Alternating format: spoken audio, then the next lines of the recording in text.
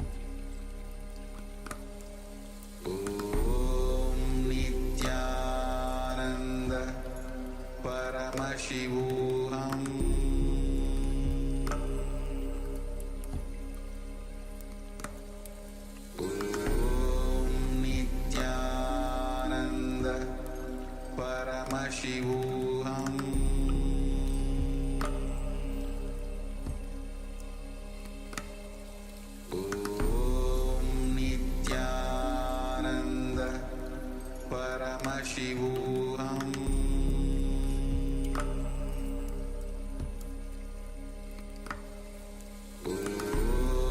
Nityananda Paramashivoham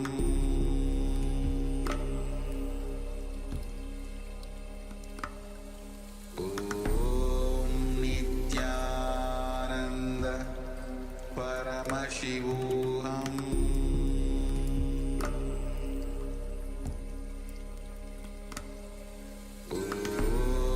Nityananda Paramashivoham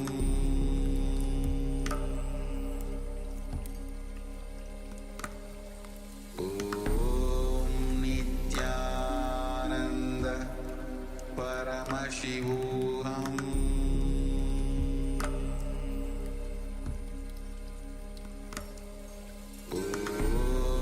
Nityananda Paramashivoham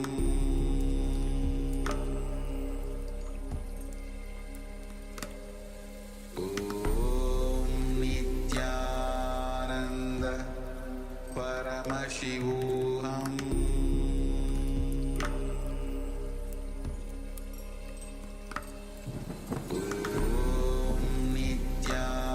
Nityananda Paramashivoham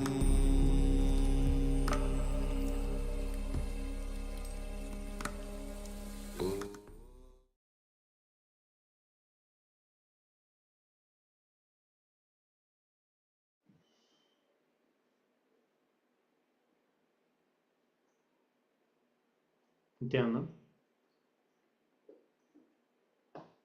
Nityanam, please share with us what it is that you have scanned and found out. Is the diluted promises that you have made, it is affecting your work?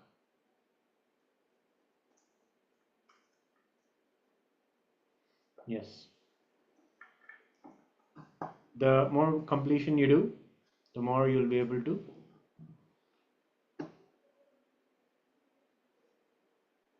see and heal from these diluted promises.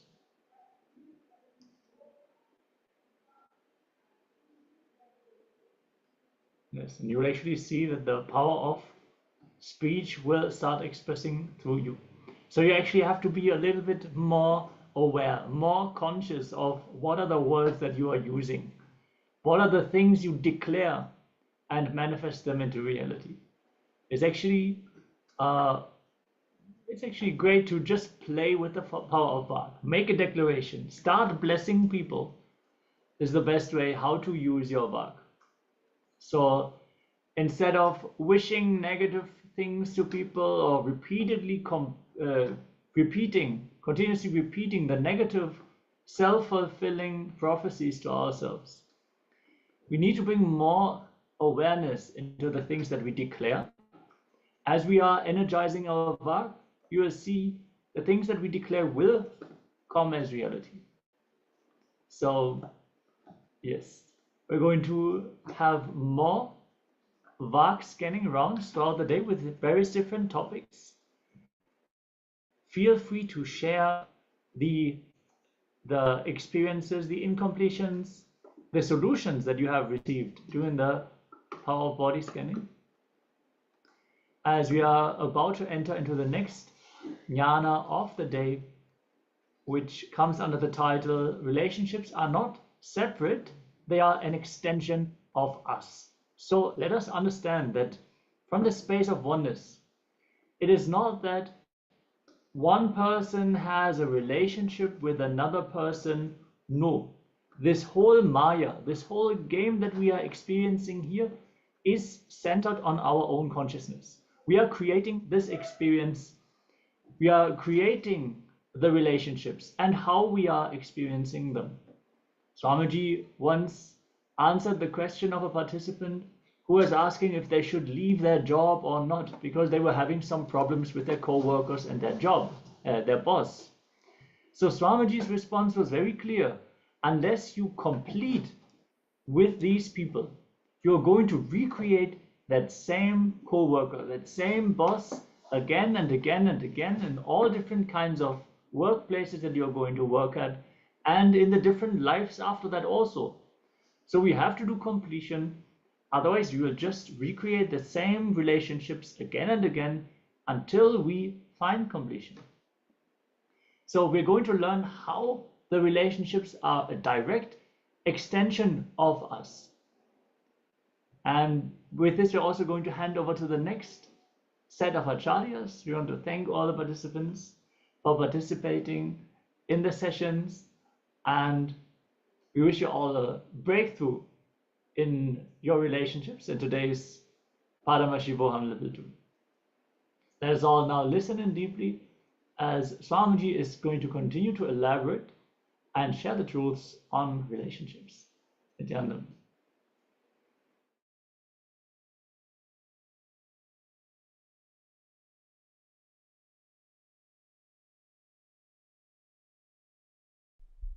Let's start the program. End relationships. The first statement I want to make, please understand, this is the essence of the whole program.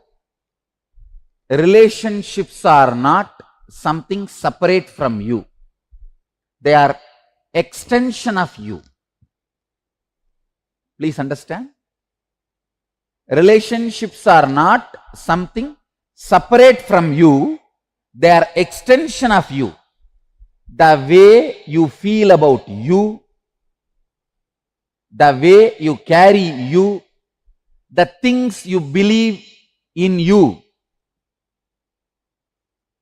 the extension of all this is relationship. For example, if you believe strongly, I am embodiment of love, by more and more love, I only expand, I am not getting exploited, you will not have any disturbance in relationships. It is what you believe as you. It is the extension of you. Relationship is not something outside you. It is extension of you.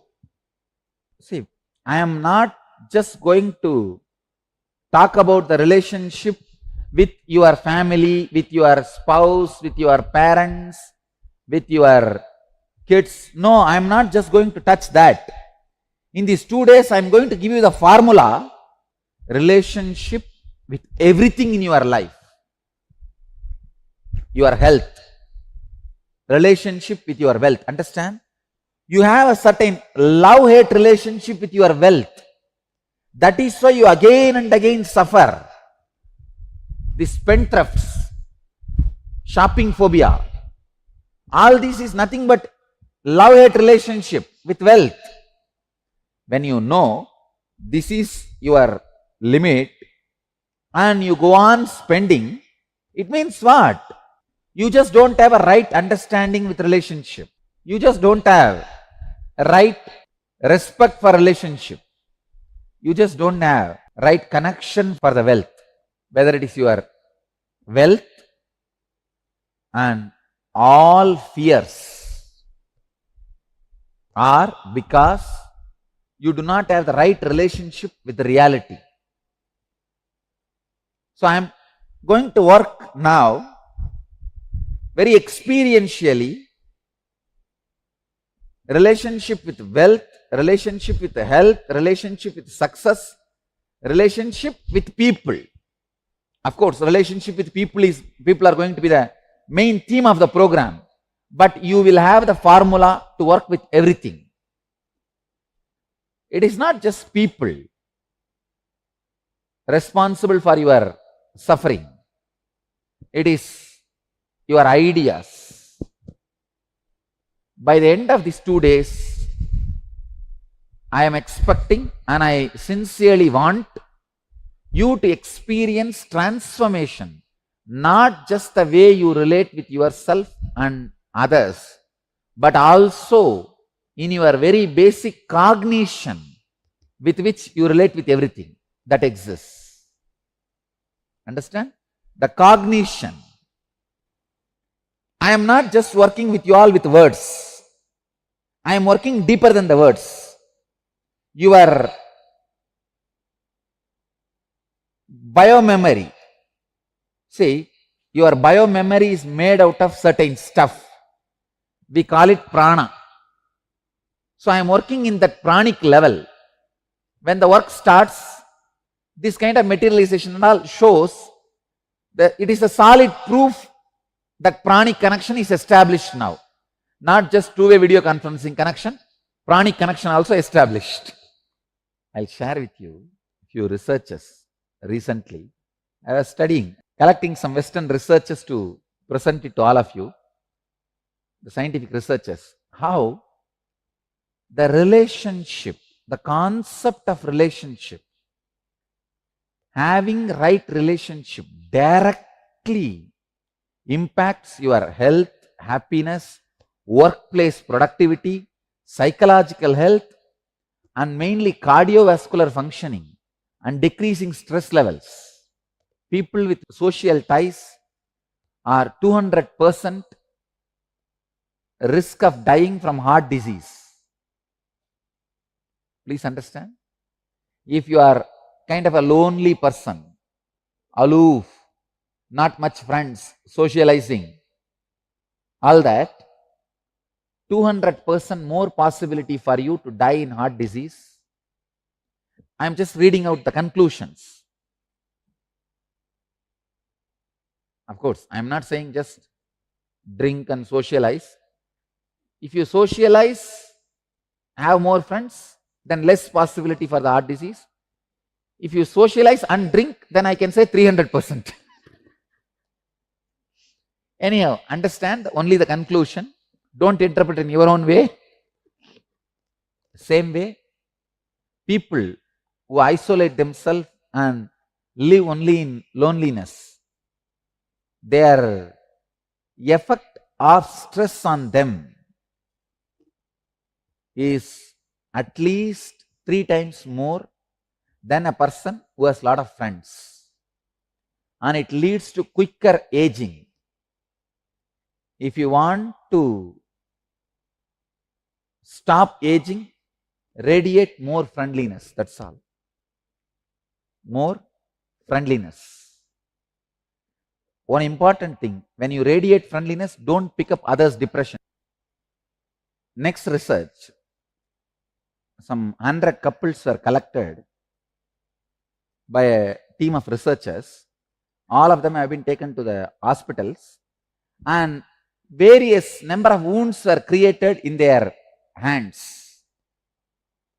Many number of wounds, but for all of them same number of wounds, same depth were created, and they have been sent back.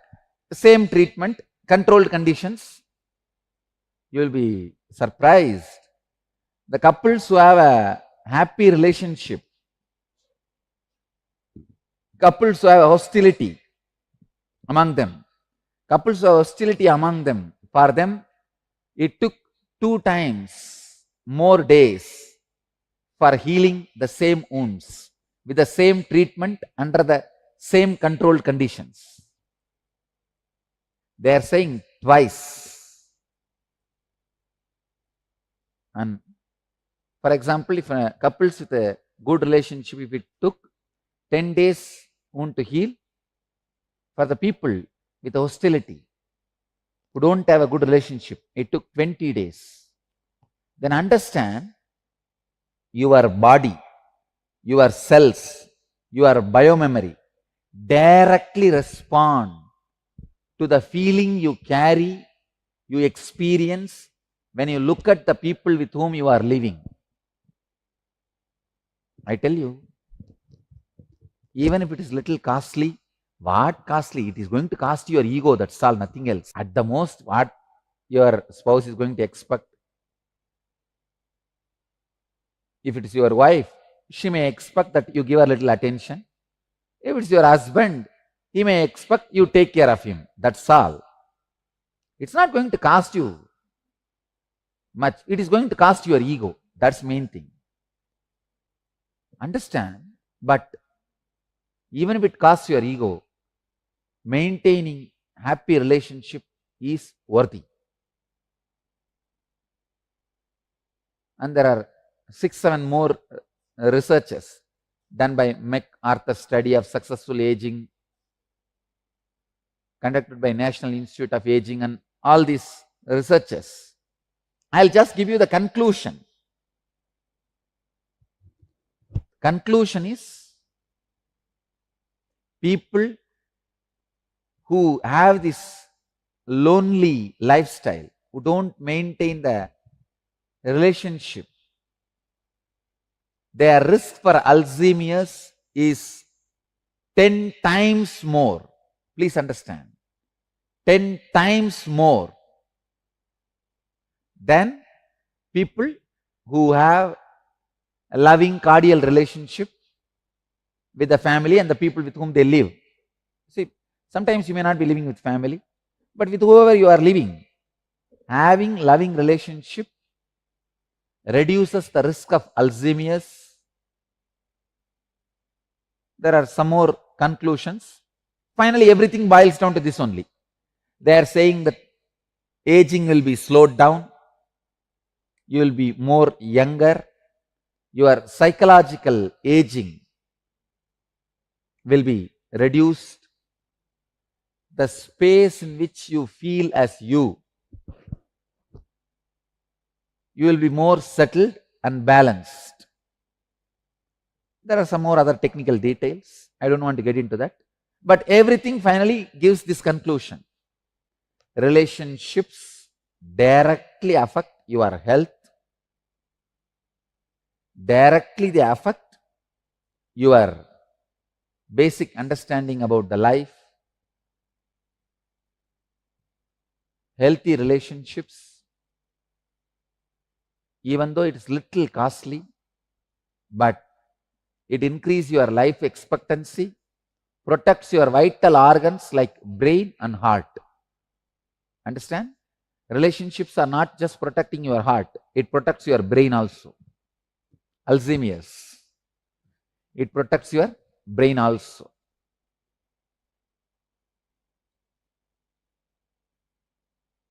Now I have given you few points why this program relationship. Now I want to tell you why I am taking. As I said in the first statement, relationship is not something outside you, it is extension of you, because it is related to you. Except an enlightened being, nobody can read you as you are. Please understand, an enlightened being knows you much more than you know you. So that's the reason I have taken the responsibility of working on this relationship. It's very tricky subject, you know. When you tell the husband to bend his ego, he becomes antagonistic to me. If I tell the wife, no, you adjust and go, she goes against me. I have a lot of problems just because I try to mend the relationships of the families. See, both the fellows are individually highly devoted to me. Somehow human beings feel for relationship you need to remove some part of your flesh and give, which is not true. It is a wrong cognition. You feel for the relationship that you need to remove part of your flesh and give it to others. No, it's wrong cognition. Please understand. I tell you, go on enjoying your very existence, love, life. You will simply see all the relationships around you is just evolving. And relationship has nothing to do with anger management. Understand? All these so-called relationship programs run by these intellectuals, philosophers, psychologists, psychoanalysts, they all go on talking about anger management and all these, that things. Understand? It is not about the actions you perform between each other. It is about the feeling you carry in you about whole. See, it is all about you. It is not about anger. When people come and ask me, Swamiji, how to manage the anger? I tell them simple solution. After your bust, Don't, you see, now, for example, you shout. After 2 hours, don't go and tell your wife or husband or family, no, no, no, I may shout, but I am very good person at heart. Don't tell all that.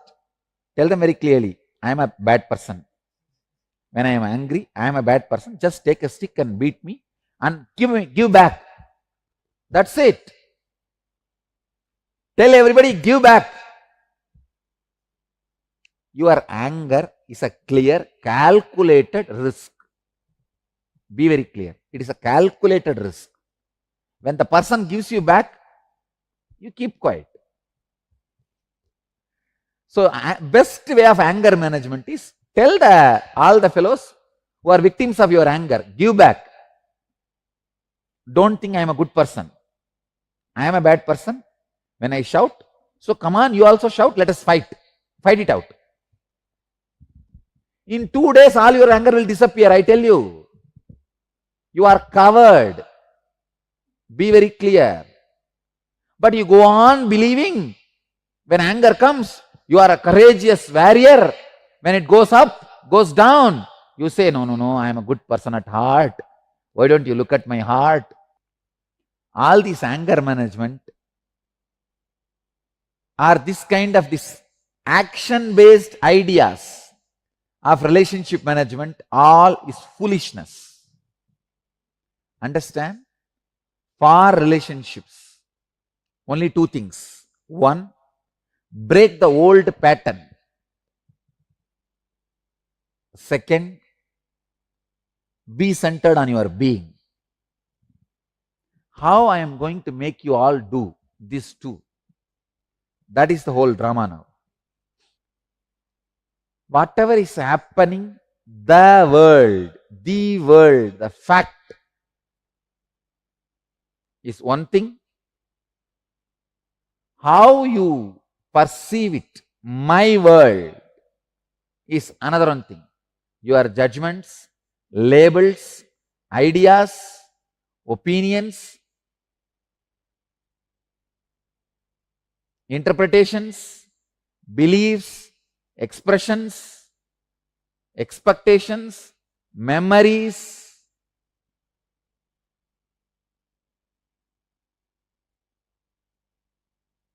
all this put together is my world. The world, fact, is a simple round, simple circle, actual happening, which is given by facts. But your interpretation of the happening given by your cognition, your judgments, your labels, your ideas, your opinions, your notions, your interpretations, your beliefs, your experiences, your expectations, your memories, all this put together creates your own pattern. Just today morning I was telling, arthritis is nothing but the pattern you have about you. I want all of you to know, if your mind experiences enlightenment, it will never come back. If your consciousness experiences enlightenment, it will never come back. But your body does not have a permanent safe haven. No. It has to be maintained. So I will not lose my enlightenment only in my mind, only in my consciousness. So that much my body also will be protected. But all the other rules and regulations of the body does not permanently maintain a high frequency itself once you raise it to the frequency. I wanted to tell this essence to you. Your body does not always retain its highest frequency just because you pushed it to once. Second important truth, the pattern you carry about your body directly impacts the pattern you carry about others also. Just like body's pattern deteriorate, your relationships also deteriorate. Just because you had trust yesterday, it's not that you will have the same trust today. It deteriorates.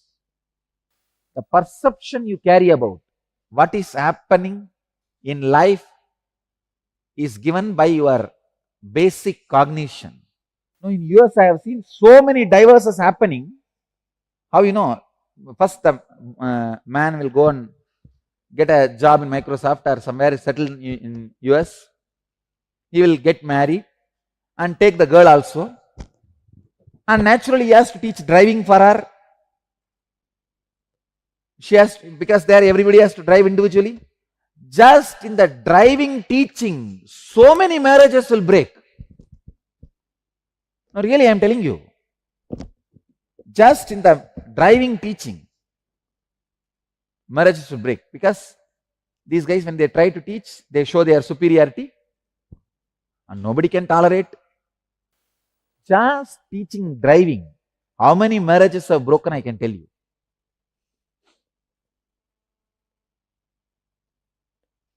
The basic cognition is nothing but the way you receive, process, interpret and respond to any information entering your system through 5 senses.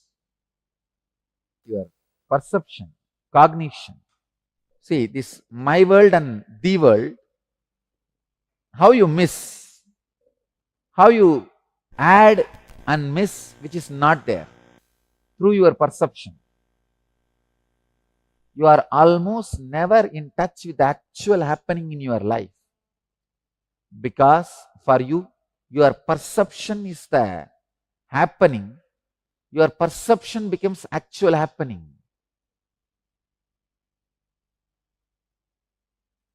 All your expectations about life are also based on your perception and how life should be or should not be. All your expectations about life are also based on your perception of how life should be or should not be. Same way, all your expectations from people in your life is also based on your perception of how they should be or they should not be. This is what I call as fantasy. Not only that, based on your fantasies, you are constantly chisel people in your life. You continuously judge people, resist people, manipulate people based on the way you cognize or perceive them. Your cognition is responsible for the way you relate with life and with people in your life. Your cognition makes or breaks your relationships. Bringing awareness to your cognition transform your whole experience of you and all that exists in your life.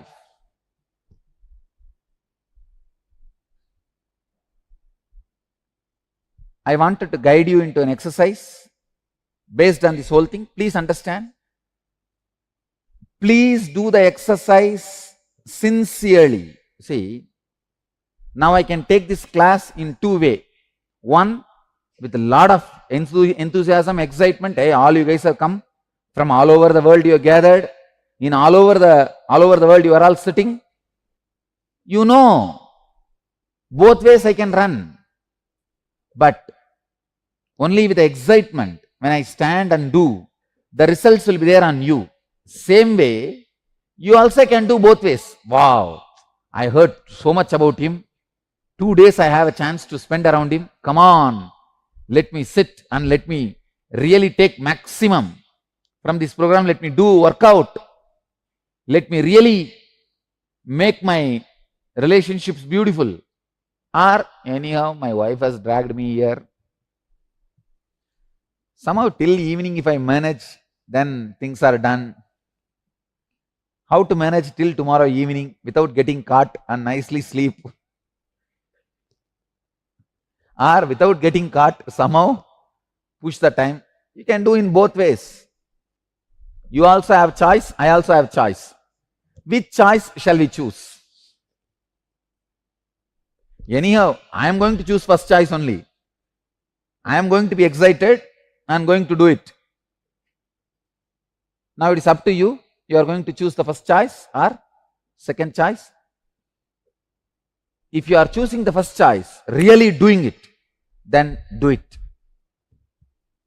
See, the whole program, I made it based on exercise and experiments, experiential. Because these concepts which I am talking to you, I am talking nowadays every day in satsang. So, all these ideas you will get it in the morning satsang itself. You don't need to be here for the class. But the unique thing I am offering in the class is these exercises and experiments where I am expecting you to do it. So please do it. In your notepad, make 2 columns with the titles, The World and My World. Describe the relationship you share with yourself. Recollect and write down the first incident when you first related with yourself. Describe vividly what were the very first impressions you had about yourself in your life. First impression I had about myself as a Swami. This Raghupati Yogi taught me, hey, you are a Swami.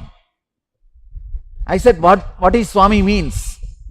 Swami means, he described very clearly, all powerful, all knowing. You will not be bound by the ordinary body. I could not understand. But anyhow, I memorized. In Tamil he said, in Tamil, my mother tongue, he said, I memorized. But I can say still, that one concept, oh God, what it has done to me. Write down the actual incident under the world column. Under the world column, write down your cognition about yourself under my world column. Please understand. Write down the actual incident in the world, fact. Write down your cognition under my world column. The 2 column, the world and my world. Describe the relationship you share with your mother and father. Write down the first incidents. You see, if you are brought up by somebody else other than your biological father, I wanted you to write only the stepfather who brought you up. Please understand. I am asking you to write about the father, mother who brought you up, not just who gave birth. Fortunately, for many people, both are same. Biological father only brings them up. Unfortunately, for some people, biological father, mother are not bringing them up. So when you write, you need to write only the people who brought you up. They are responsible for all these things. Describe the relationship with your father and the mother. Write down the first incidents when you started judging and labeling them. What was the incident? What did you think of them and label them as? Describe how your mother actually is under the world column and how you experience her under the my world column. Describe how your father is under the world fact column and how you experience him under my world column. Describe under both these columns similarly about the other intimate relationships in your life, your spouse, your brothers, your sisters, your very close friends and relatives. All of you understand? Just take your notebook, make 2 columns, my world,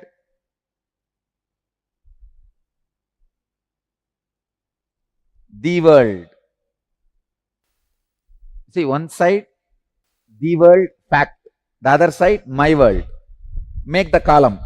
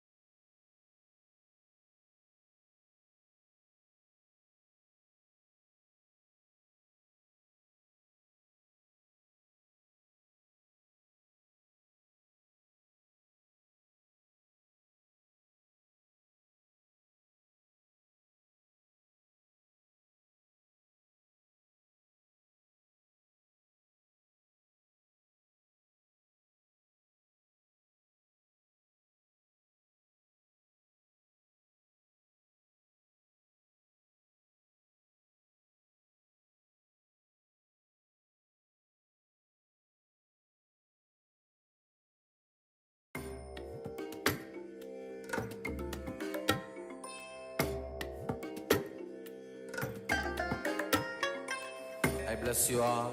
Let you all open all your three eyes and manifest the powers of Mahasadashiva. Om Nityananda Paramashivoham. Om Nityananda Paramashivoham. Om Nityananda Paramashivoham. Om Nityananda Paramashivoham. Om Nityananda Paramashivoham. Om Nityananda Paramashivoham. Om Nityananda Paramashivoham.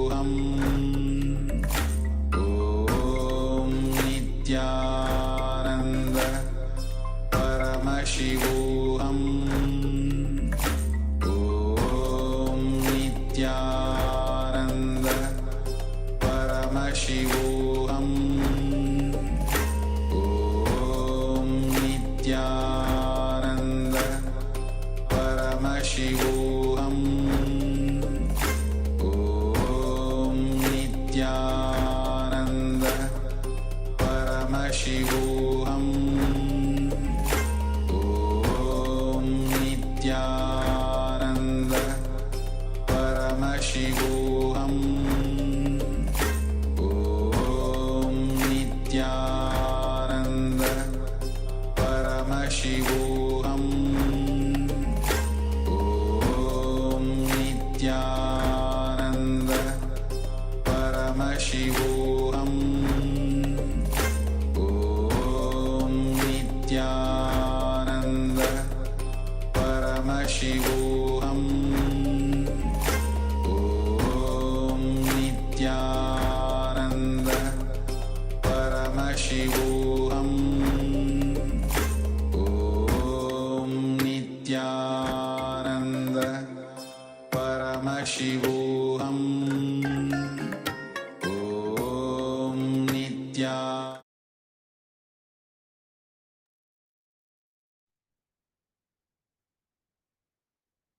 Yes.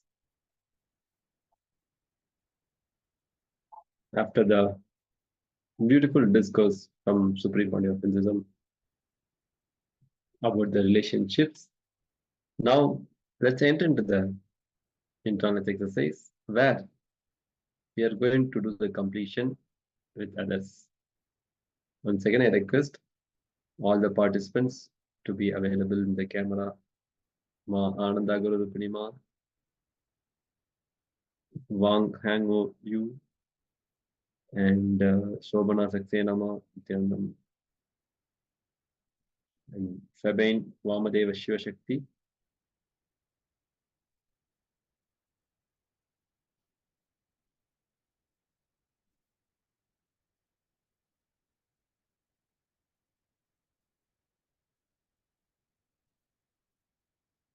Yes. Now,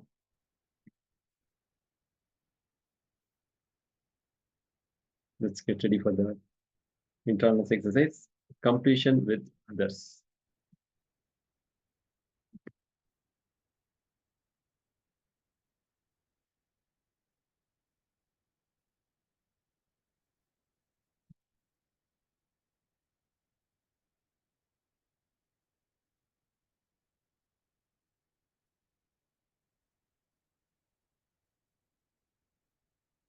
Yeah.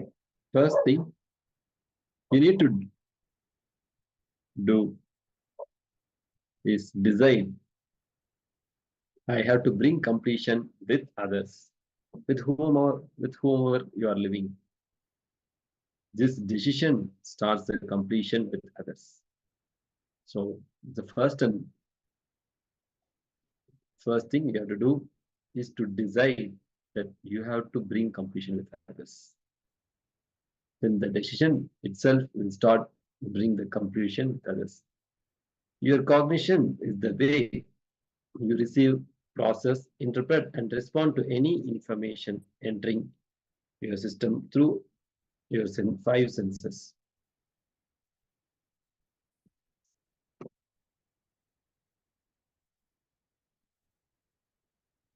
There are two constant things happening in our life. There are the world, the happening, the actual happening, just a set of facts, and the mind world, the perception you carry about what is happening. It consists of your judgments, labels, ideas, your opinion, interpretations, beliefs, experiences, expectations, and memories.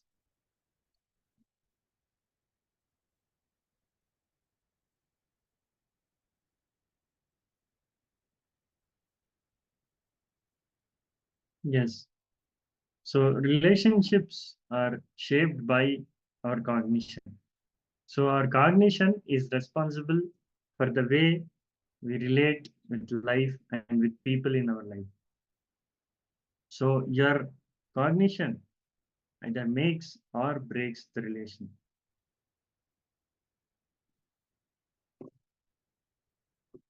So there are already all the time these two things are happening. What is happening in the world, the world. So it is a fact what is happening, and how we perceive that in ourselves is the my world. So we always see the gap. There is a gap between these two. Like we always have our own perception than what is happening in the actual world. So there is a beautiful story. Let me read out. So an old man went to nearby village and was coming back to his home. So from a distance, he saw that his house was on fire. That's all. He literally started boiling and burning and rolling on the ground and started crying.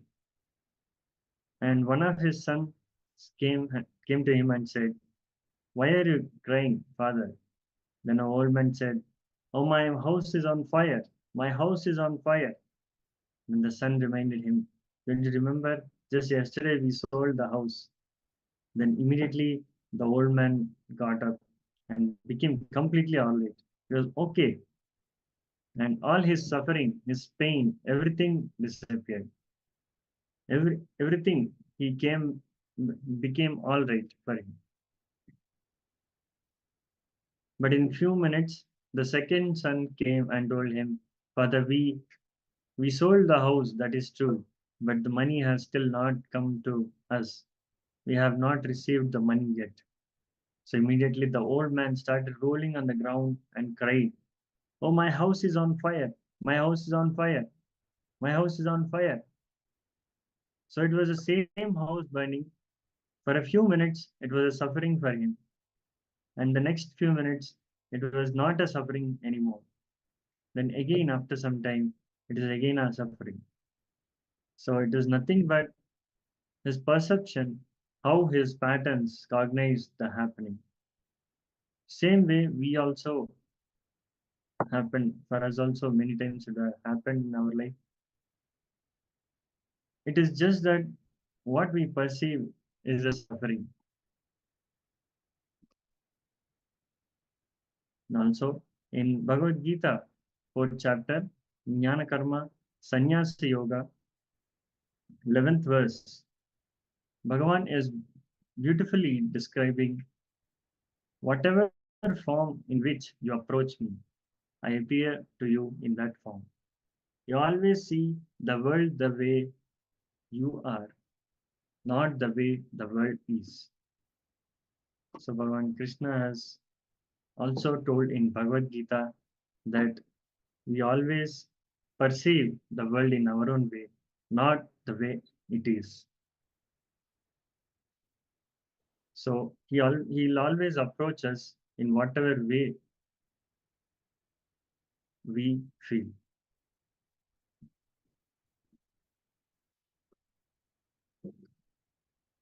So, Okay. First, you have to take responsibility for everything happening around you. You have to cognize that you are the source of everything happening around you. Completion with others is not just saying I'm sorry. It is not apologizing. It is not about being wrong or right. Feeling sorry comes from powerlessness. Completion comes out of responsibility, not out of powerlessness. so understand the feeling sorry is always comes for powerlessness, that we are feeling sorry or feeling guilt. So that's always a powerless emotion. So, but completion is a powerful, it comes from powerfulness. Just dropping that and again becoming one with that relation.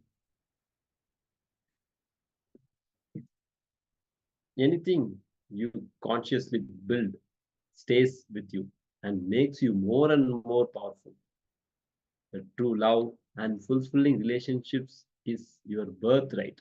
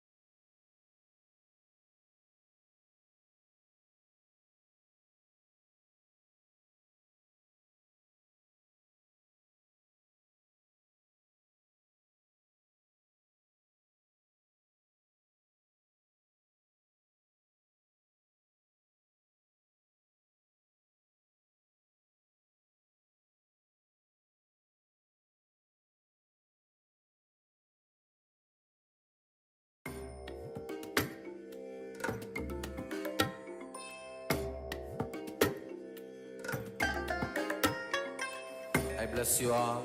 Let you all open all your three eyes and manifest the powers of Mahasadashiva. Om Nityananda Paramashi.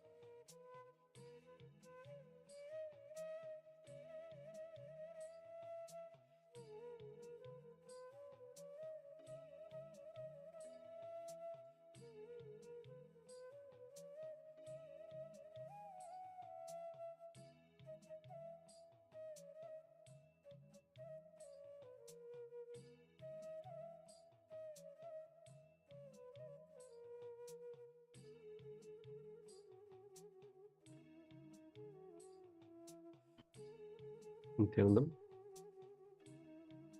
Sorry for the technical glitch. You can write down all the incidents when you judged yourself. Your incompletions with yourself. Describe what actually happened during the world and how you perceived yourself.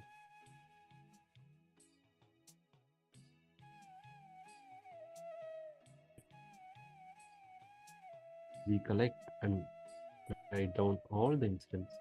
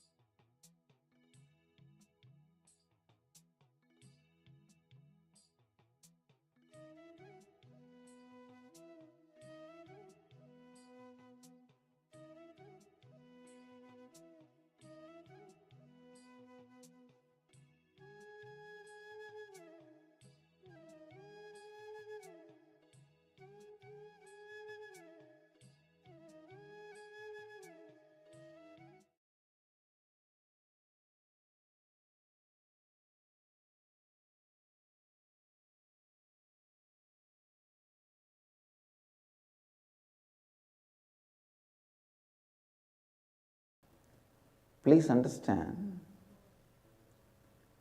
you have to have tremendous sensitivity towards human being unless you are a great master. If you are a great master, you should not have any sensitivity to human emotion because they are useless.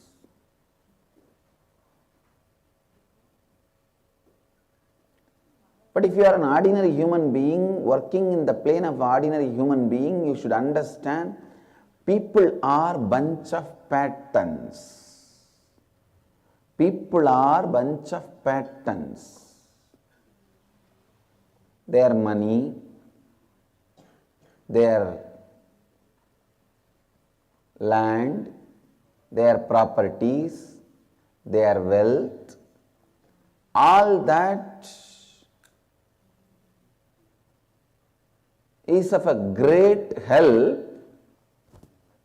Please listen, all that is of a great help in their life.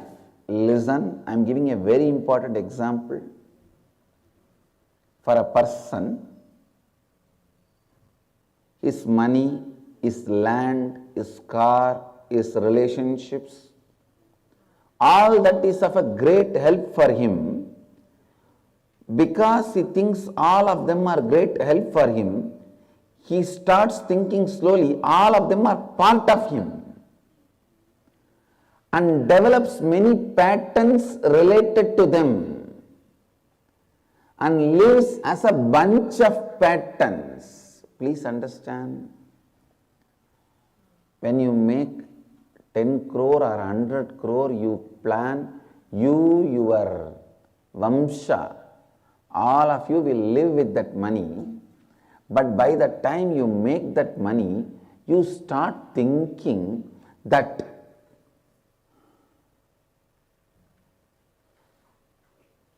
money has become part of you. And the patterns around money has become part of you. Understand, then by the time you have 100 crore, you are no more capable of living because you have already become a bunch of patterns. Bunch of patterns. Human beings are a bunch of patterns.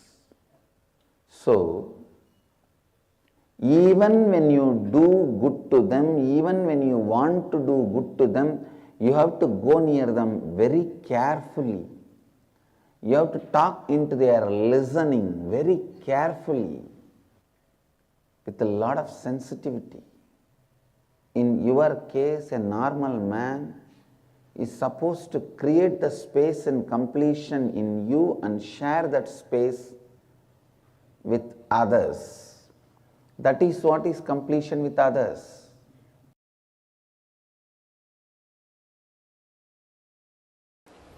There is a very beautiful story in the Indian mythology. Once Ganesha and Subramanya, both of them have decided to have a challenge that who will quickly go around the world 3 times. Subramanya, as you all aware, has his own flight, peacock. He just sat on his peacock, started flying,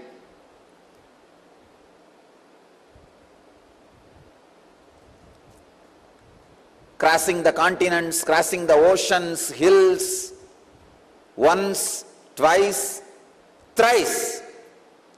He completed and came back.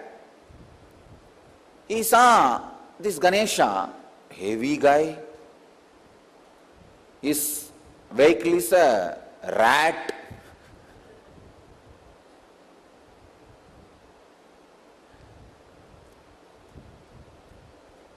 But this fellow claims he won the game by going around Shiva and Parvati 3 times. He says, I won the game. I went around Shiva and Parvati 3 times with this rat. What else can be done?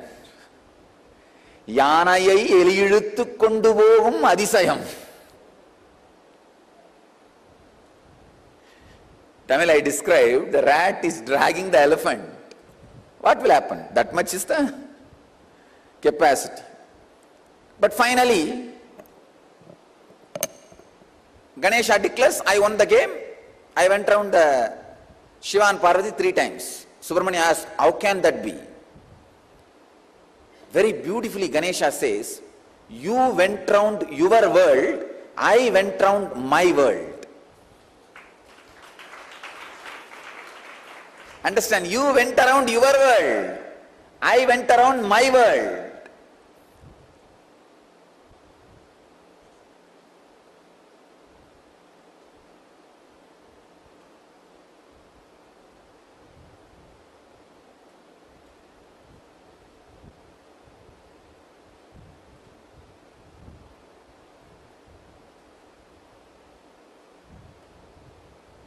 You went around your world, I went around my world.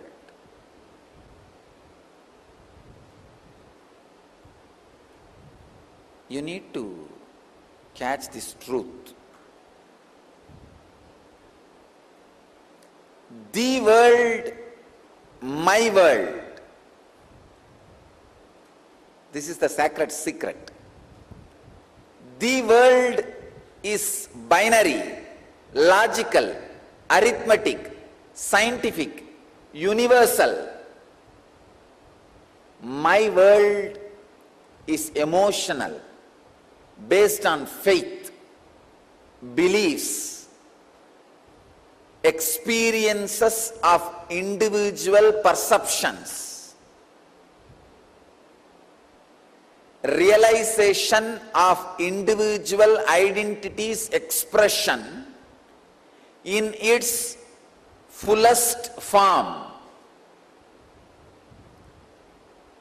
My world is totally different from the world.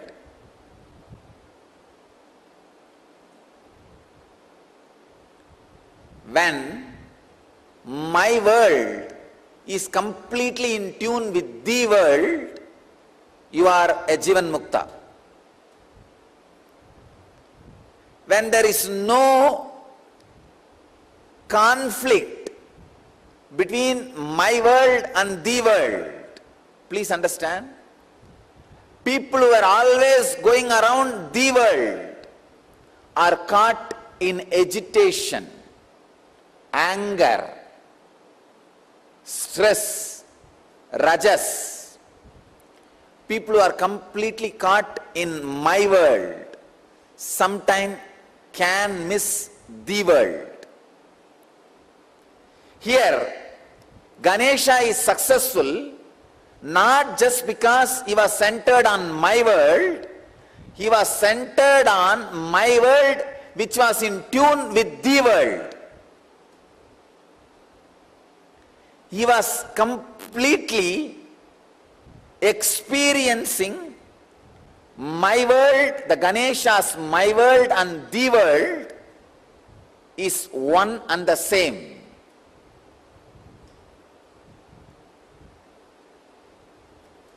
Ganesha's my world and the world has become a solid experience for Ganesha.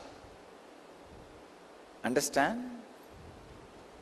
Ganesha's my world and the world has become a solid experience for Ganesha. I'll give you a clear picture. How ordinarily people are caught between my world and the world and start preferring between these two, someone. When you start preferring the world, your whole life ends in depression. You are drained in my world. When you start preferring my world, sometime you can lose your balance and get into some fantasies and whims and fancies. My world should expand and grow and completely should be in tune with the world. Ganesha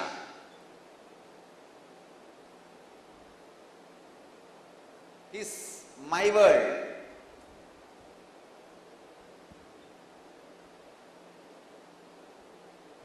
And the world.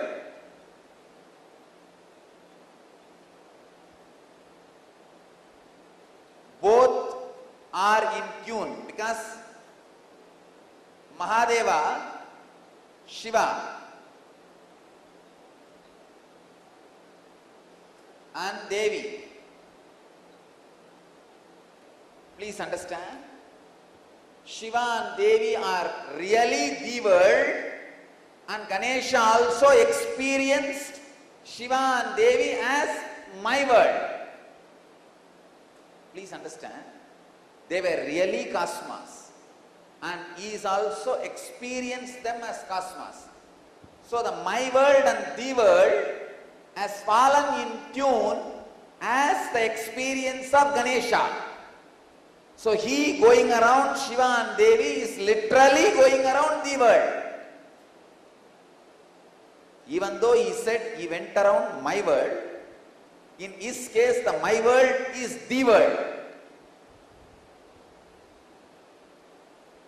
Usually human beings who give preference only for the world become extraordinary materialists, but end up in spiritual poverty.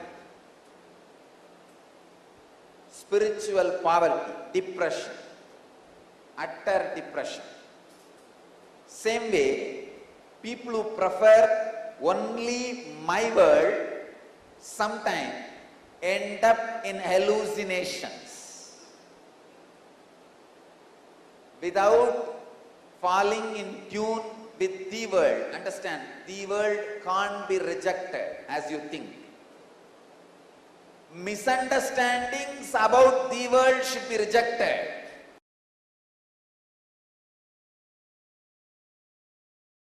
Listen, completion with yourself is more like a spiritual practice.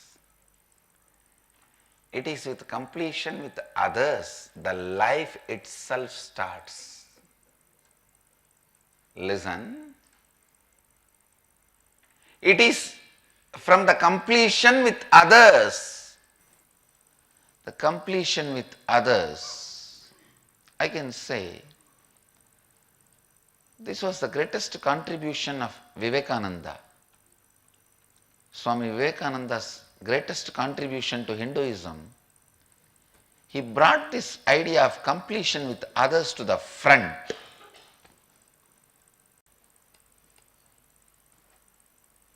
Completion with others is a spiritual quality, that's all. It is necessary for enlightenment. Unfortunately, we always got the idea, if you have incompletion with others, run away to the higher planes where less people are there. No, that is not a solution. That is not a solution.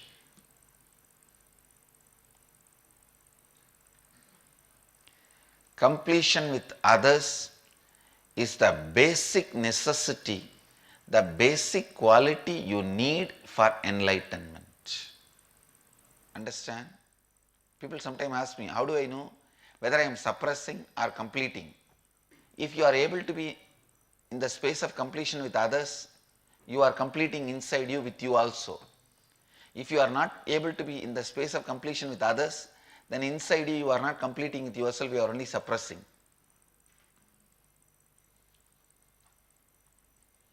So the scale to find whether you are completing or suppressing, completing or brooding over, completing or waiting for a chance to take revenge. I have seen many people. the name of completion. Now I am completing, but I am not going to keep quiet. I will wait for time. When my time comes, I will tell you what to do. I will do what needs to be done. Completion with others is a spiritual practice. Completion with yourself is like Mahadeva. Completion with others is like Devi. Devi is required for the life to happen. That is why in all our temples, I have put Devi along with Mahadeva. I have not put Devi as a separate deity.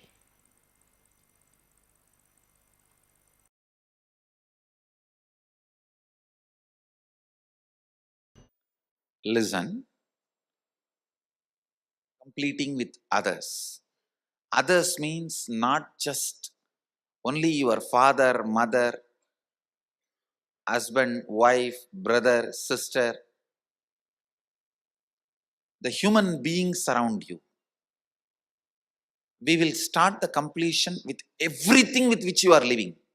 Your wealth, your health, your bag, your seat, your pets, your car, your house.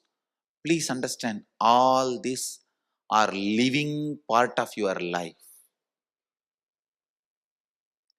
They may be dead objects, but they are living part of your life. See, a house may be a dead object, but it is a living part of your life. How many of you understand what I am saying? It's a very important component of your life.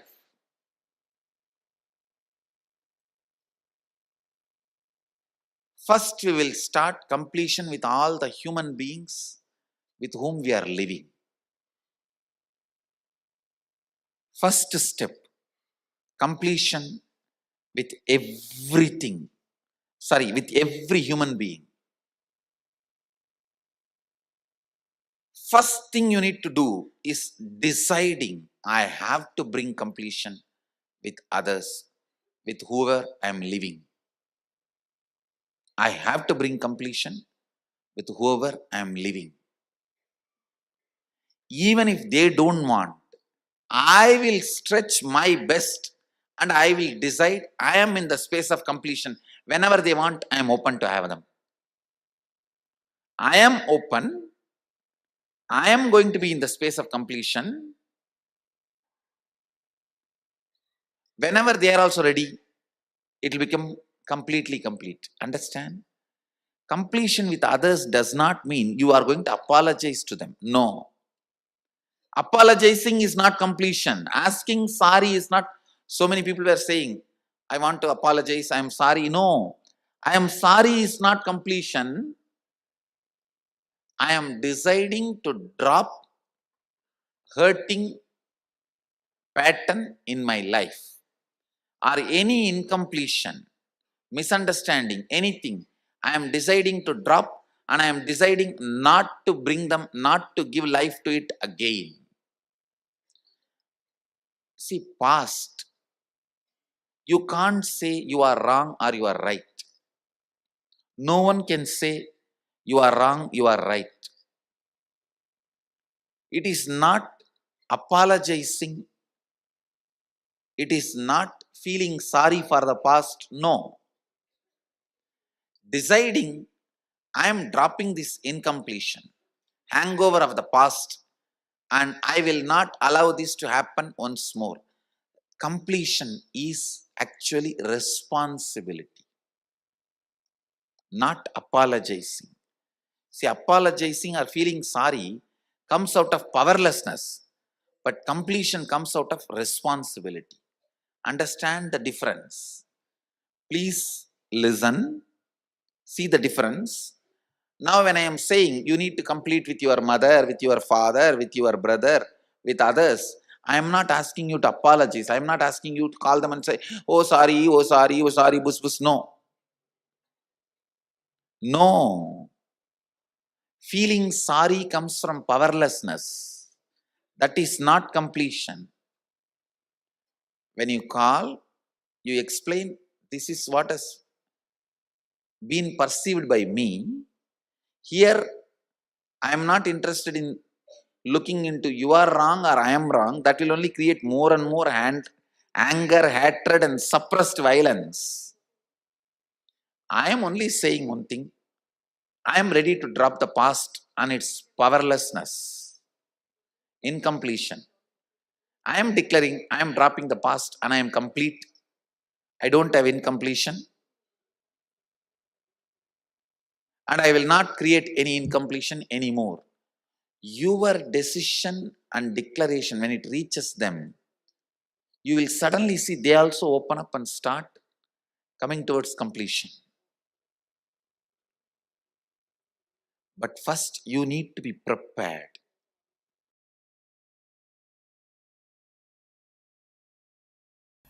Completion is nothing but coming to terms with the reality.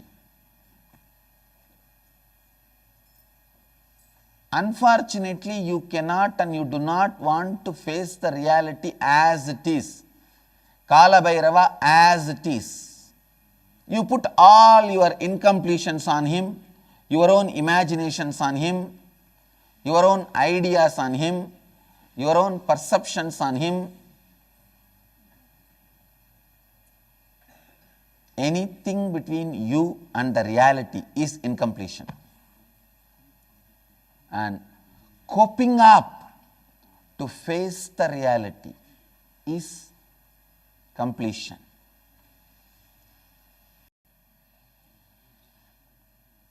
Please understand, when you are alive, make heaven for you. By creating completion within you and completion with others. While you are alive, make heaven for yourself. While you are alive, make heaven for yourself.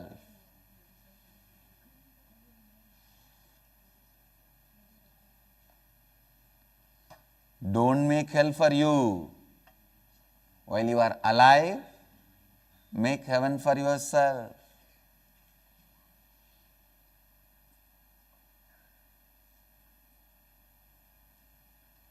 If you are in the hell now, if you die now, don't think you will move to heaven or somewhere else. No.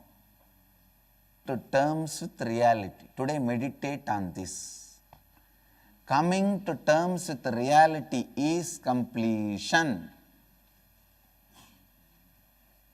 I am not saying you should not change reality. I am not saying you should accept reality. I am only saying reality should not make you powerless, that's all. Be powerful in front of reality, with reality, and you will know where you can change, where you have to change. Where you can change and where you have to change. Just decide, no powerlessness. Let's be friends. That's all you need to do with the reality. No powerlessness, let's be friends. I'll be powerful, you will be powerful, let both of us be powerful. Coming to terms with reality is completion.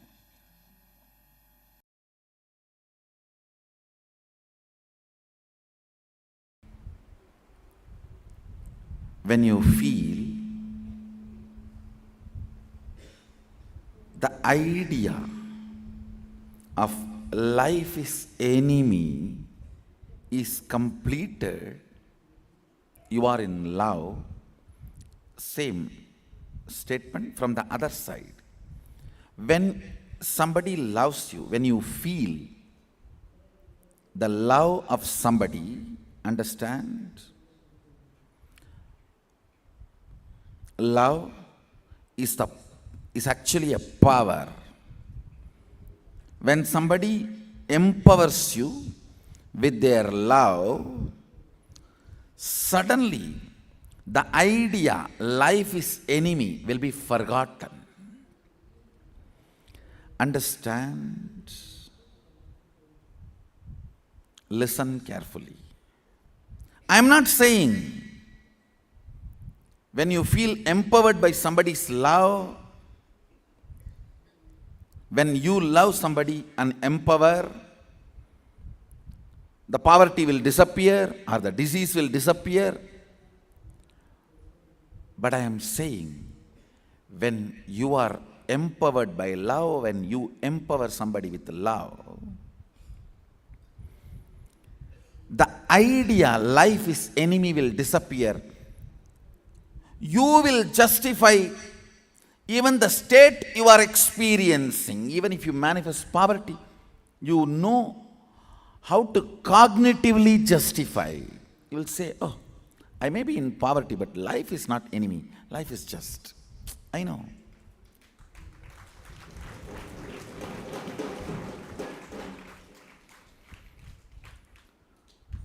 Understand? When a human being empowers you with love, you experience certain completion. That completion is so powerful, you are ready to give up anything for that. This is the psychology of love marriage, not science. Understand? Psychology of love marriage. If you understand this and empower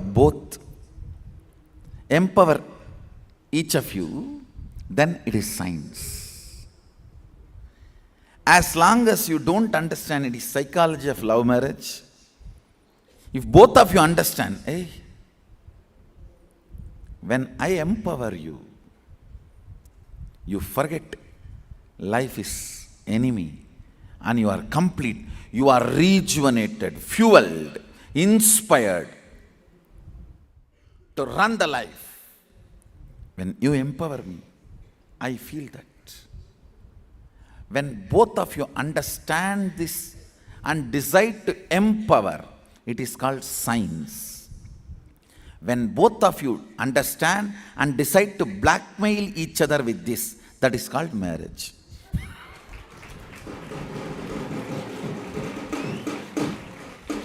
Understand? The fourth vow in Saptapadi is all about this. The fourth vow in Saptapadi is this. I'll make sure that life is enemy idea is forgotten in your life. Each one commits to the other in front of Agni. The idea life is enemy is forgotten, irrelevant, redundant. And I tell you,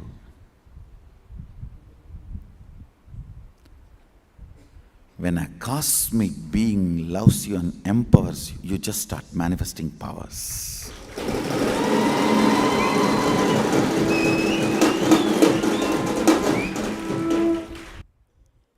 Power manifestation is nothing but beyond your body and mind, you are being feeling, I love you.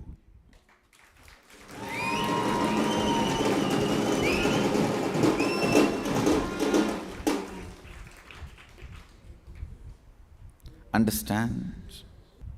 I have seen most cleanest Ganga ghats only in Calcutta.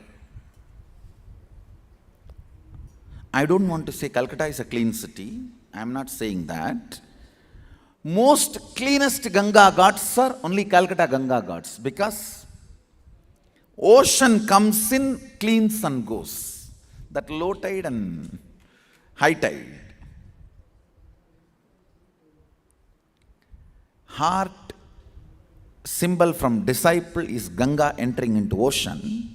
Heart symbol from Guru is ocean entering into Ganga.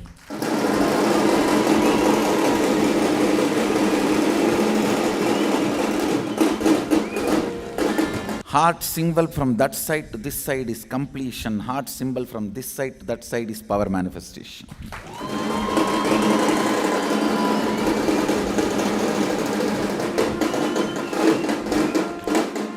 most cleanest gods. Not when Ganga flows, but when ocean flows.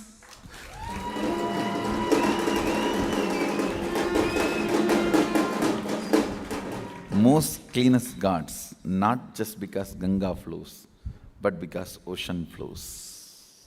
I tell you, the fourth vow in Saptapadi, Chatvari Mayoba Bhavaya Vishnustvan Vetu Bhavaya, I think not Bhavaya, Bhavaya. You should decide to practice, means manifest this 7 vows, then get married in front of the fire, Agni.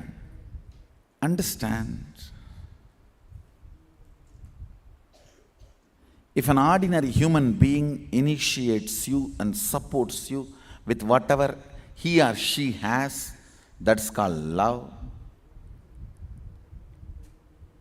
A higher being supports you and initiates you with whatever he has or she has is called initiation.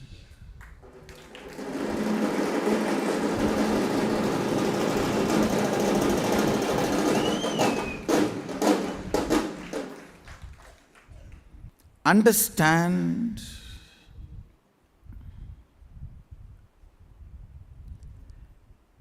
even if you think you are following same principle, from whom you hear, listen and follow matters. You may be practicing integrity because you heard it from your school teacher or some uncle, aunt. You will get only the space from which they taught you. But the same integrity followed. Just because Swamiji said, understand, when you live a principle, the remembrance who gave you that brings Shaktipada in you. Why are you doing that? Brings Shaktipada in you. So why you do what you do? Who gave you that principle matters.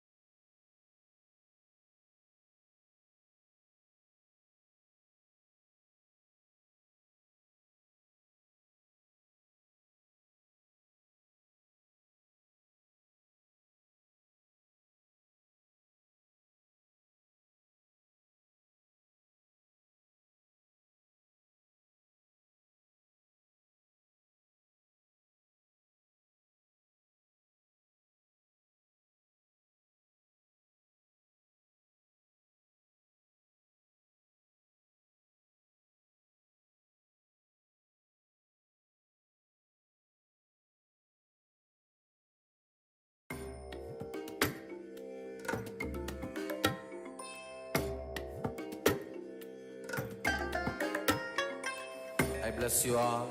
Let you all open all your three eyes and manifest the powers of Mahasadashiva. Om Nityananda Paramashivoham. Om Nityananda Paramashivoham. Om Nityananda Paramashivoham. Om Nityananda Paramashivoham. Om Nityananda Paramashivoham. Om Nityananda Paramashivoham.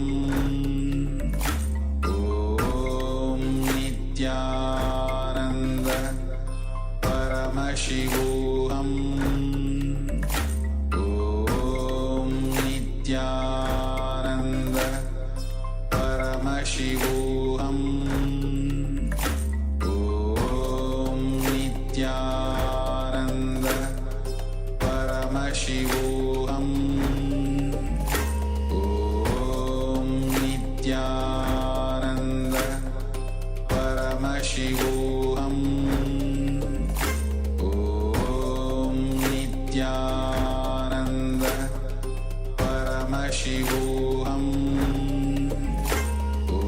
Om Nityananda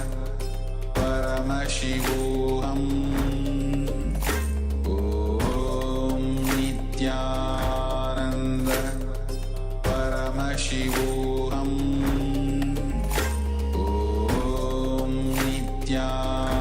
Om Nityananda Paramashivoham. Om Nityananda Paramashivoham. Om Nityananda Paramashivoham. Om Nityananda Paramashivoham.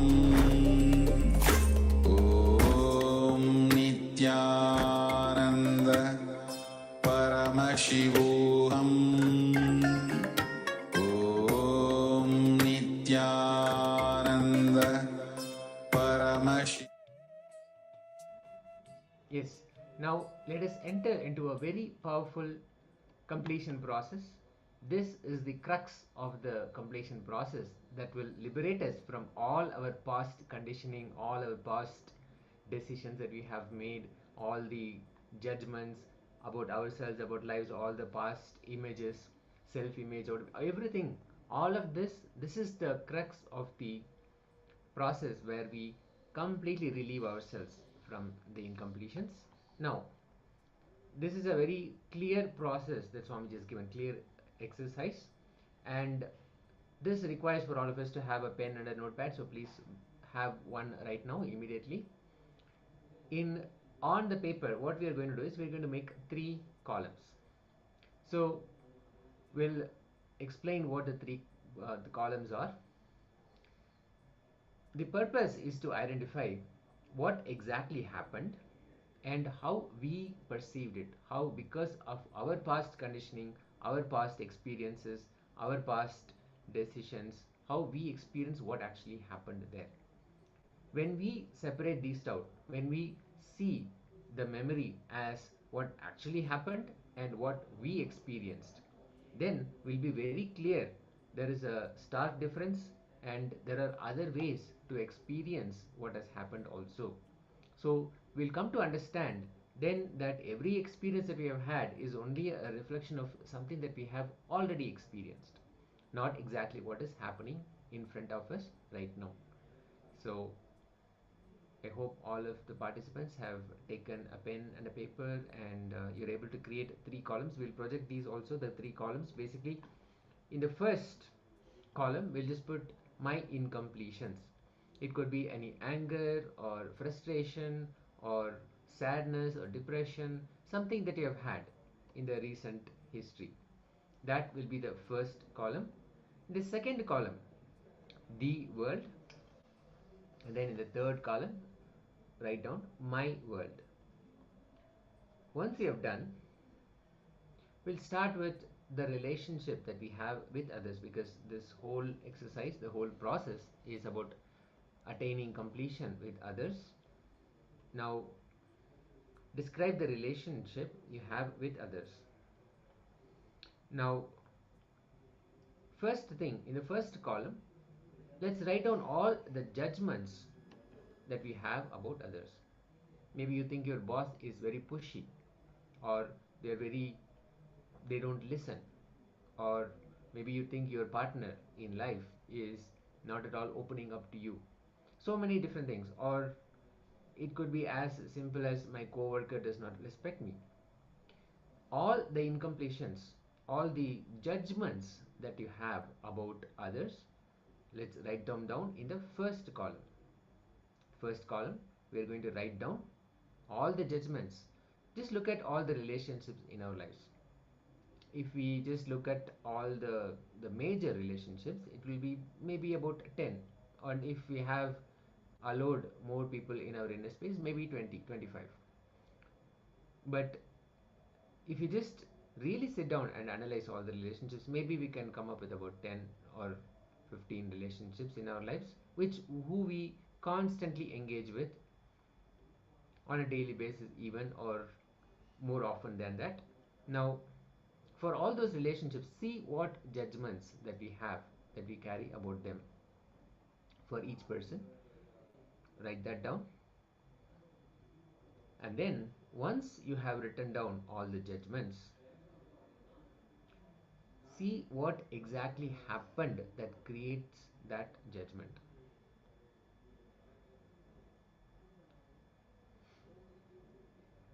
How this judgment was formed, what exactly happened to create that judgment. That's the world. And then in the my world, we'll be writing how you perceived it. Maybe I perceived my boss as being very pushy, or very arrogant even. But then the reality could be just he has a deadline and he's just asking, and he's engaging with the team and asking for a deadline or asking for some things to be done. In the same way, in our other relationships, maybe at the household, maybe your partner, maybe they have something that they are expressing in different ways. So when you see that something is happening in your own way, in your own judgment, how that is actually happening, the key here to identify if it is happening in the my world or the world is, if you're putting down something in the world column, it means that, or it should be that, everybody will agree to that one thing, to that statement. Whatever you're making as a statement in that column, everybody, it is the truth which is accepted by everybody. Then we can put that in the world column. Everybody will agree that yes, my boss is just doing his job. How he does it, that we may have different perceptions, but he's just doing his job. So things like that, if you simplify it and then come up with the statements which everybody will agree, that will fall into the world column. And then on the my world column, all your judgments, all your ways of interpreting and perceiving what has happened. I think he is arrogant. I think he is very strict. I think he is this, all of these things. So that will fall under the my world column. So let us first write all the three columns, and then we'll move to the second step. Let's first write the columns, write the three columns, all the judgments, all the incompletions.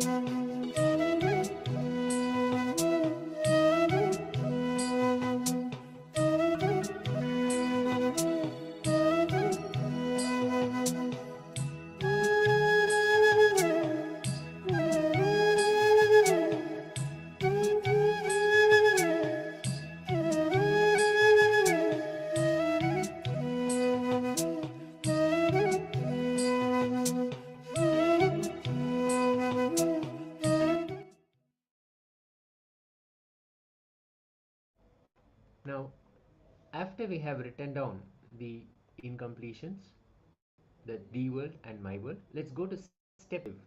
Relive all the past influences, the incidents which continues to influence our thinking, all the powerlessness that we experience now as part of our thinking process, which is just a residue of all the past incidents, how we experienced things in the past. Now relive all those incidents, completely relive. Relive is reliving the first time that this incident happened, becoming that person, that boy or that girl, where that experience happened first time for you, and completely experiencing inside and out exactly what happened at that moment, experiencing it now, without any judgment, without any omission, simply going through what happened at that time now. When we do this, we'll be completely relieved of the powerlessness that we experience along with the memory of that incident. So now let us start reliving powerfully, going through all the emotions, all the ups and downs, both outside and inside, that we experienced for the first time, and going through them exactly as it happened at that time now. Listen.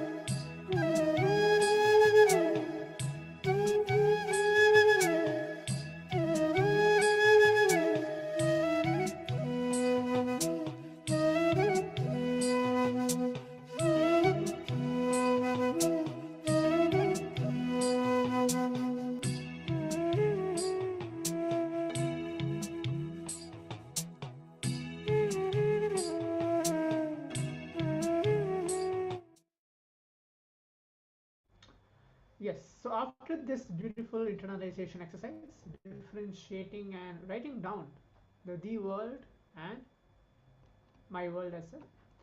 Now, let's move on to the next session. It's going to be a very beautiful session. As today, whole day is for us to complete with our relationship, either with ourselves, with others, our family members, or our loved ones, anybody, our friends, anyone, to have our complete true relationship, not just having a just namesake relationship, but a true complete in completion relationships. But now the next session is going to be a very beautiful session where you're going to listen from the Supreme Pontiff of Hinduism, as we're learning about completion with ourselves and completion with others in today's session. In the next session is going to be a very beautiful question answer session for having a deeper insight how to actually live in a practical way. If somebody is having a problem, and how to actually speak to them in their listening, giving powerful cognition to them if actually they are facing a difficulty in a relationship problem, how to speak to their listening and give completion to others, right? Not to ourselves, to others, to anybody. It can be a brother, it can be a sister, it can be a mom, it can be a dad, it can be a colleague, anybody. But how to give this signs of completion towards others when you are going through a practical problem, or when the other person is actually going through a practical problem. So it's going to be a question answer discussion. It's going to be the old participants in the previous program asking to Swamiji, and the way and the powerful combinations, understanding Swamiji is going to respond to each of those questions, or it can be even sharings as well, and Swamiji's insights on it, on completion with others. So it's going to be a very beautiful segment. So I request the participants to give your complete listening. And just before starting, if you're with us on Zoom rooms and not keeping your cameras turned on, please keep your cameras turned on and be seated. Ma Shukrendrananda, and the participant name in Chinese, Fabini Vamadeva Shiva Shakti. And if your cameras are turned on and you are not visible, please come on the camera and be seated. Ma Ananda Guru Rupini, Wang Hai Yu, Li Sisia. We are going to be entering into this very beautiful segment. So now let's provide our complete listening, as we're going to listen directly from Supreme Pontiff of Hinduism on this very subject, deeper insight question answer session on completion with others.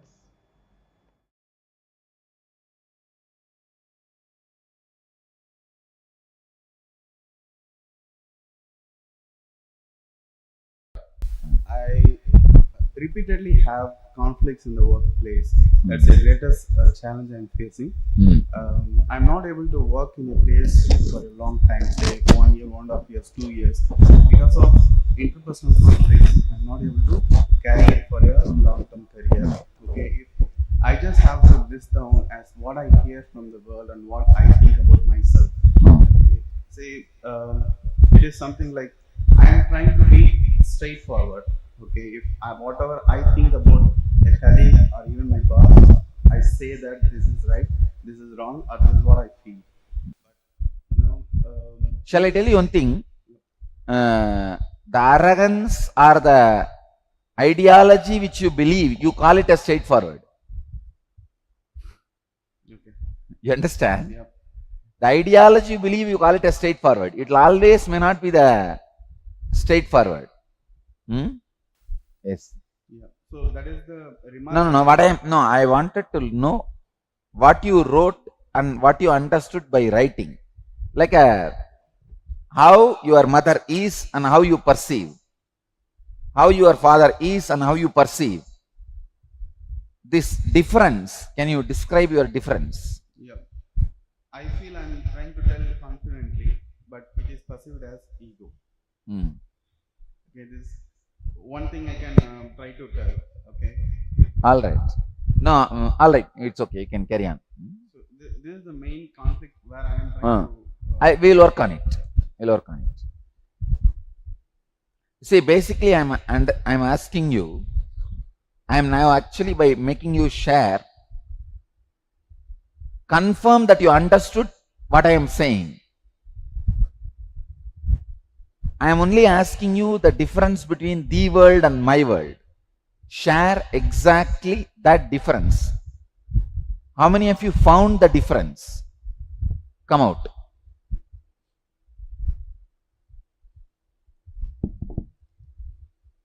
Then I'll share with my own life something. The world. I'm asking my mother, where did I come from? She's saying, I'm the youngest of 4 siblings. Sorry? I'm actually the youngest of 4. So my mother is saying, I already had 3 children. In fact, 1 boy and 2 girls. There was no need of another child. I was walking in the fish market with the family, and in a fish basket, there was this child lying unwanted. Arkum vendade, like, in Malayalam, exactly those words. And that sentence, and she said, we contemplated, should we take this child home? So we said, okay, pavam, so we take her. That is what she said.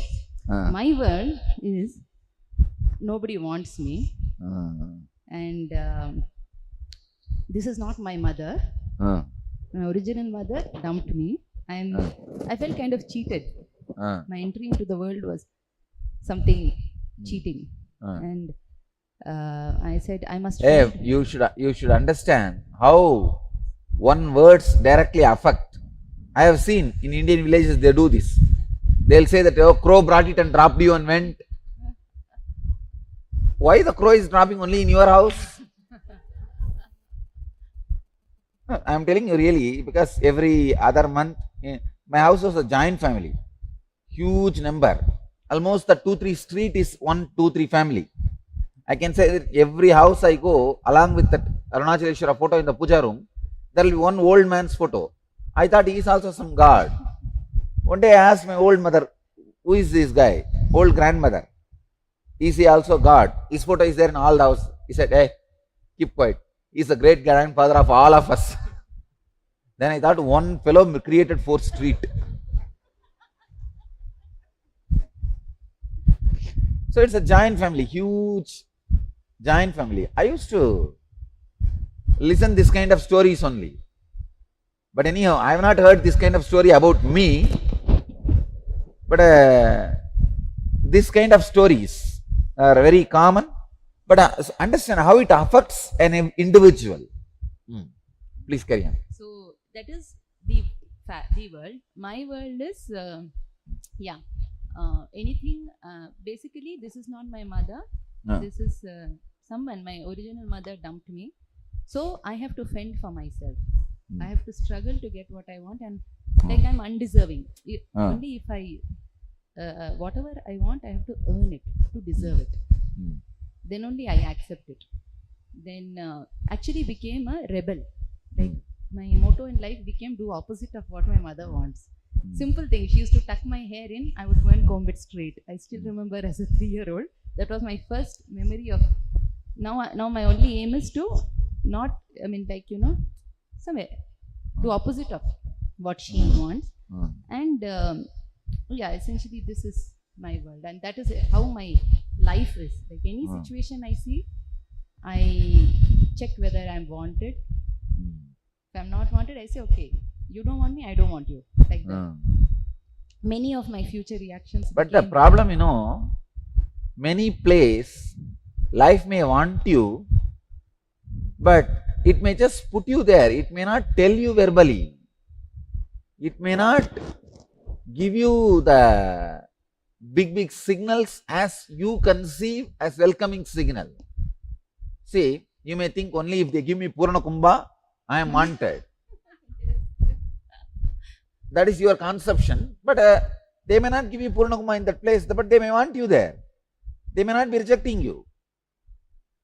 So this idea, your idea of being wanted, always a confusion. My mother will continuously ask me not to eat so much of sweets, because I will go and eat sweets as much I want. My mother is always used to beat me for that. So after that, how it happens, I will do those things, but I will try not to reveal it to my mother. So I will do all kinds of gossips so that it is not revealed to anyone. So now I banned. What are you doing? No, where my photo is there, you go to the other room and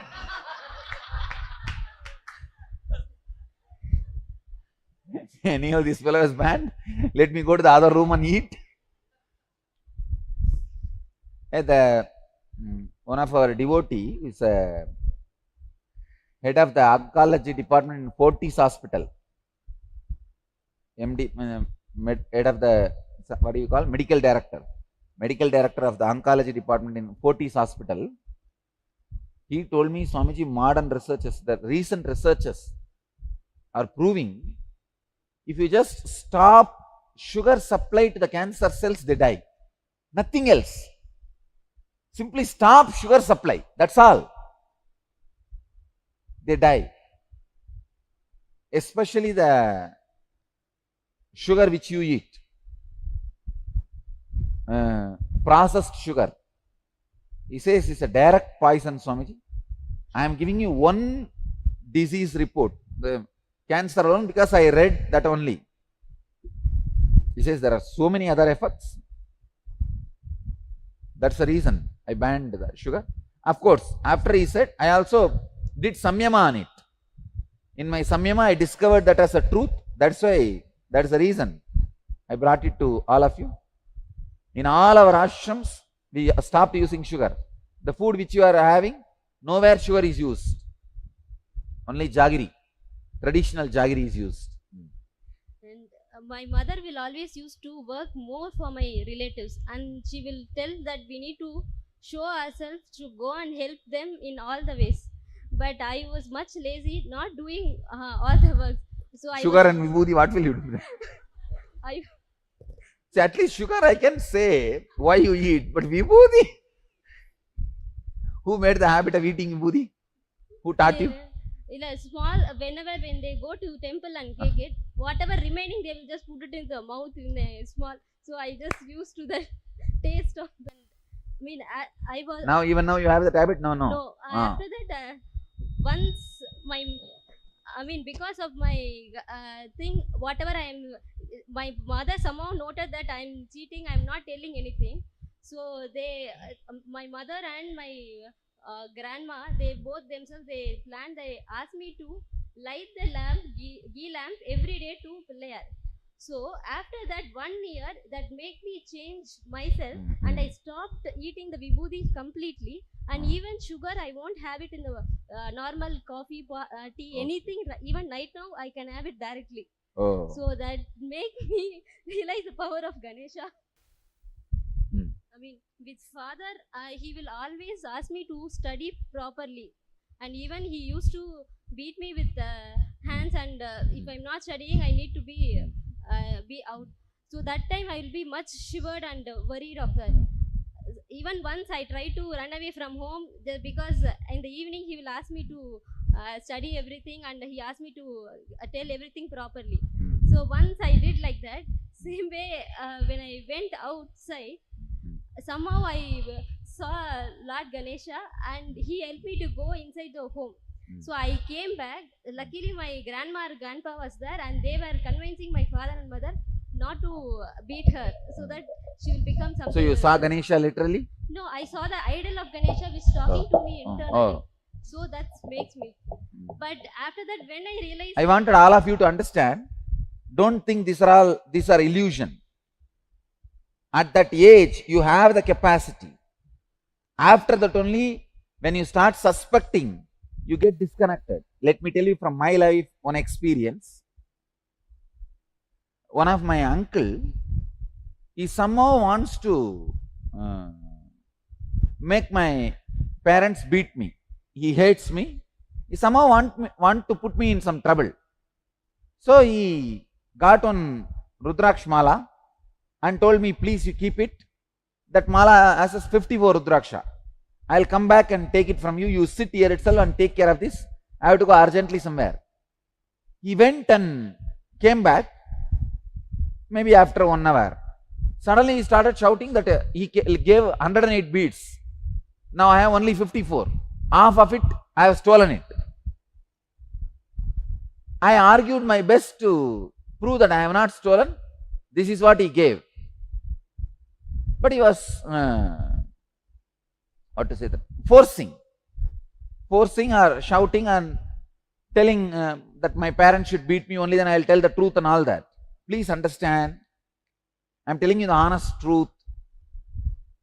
Just that the personality, my energy, it took such a wild turn. I just said, you wanted that 54 Rudraksha only, na? You took it, you say I have stolen, na? Come on now, hold it.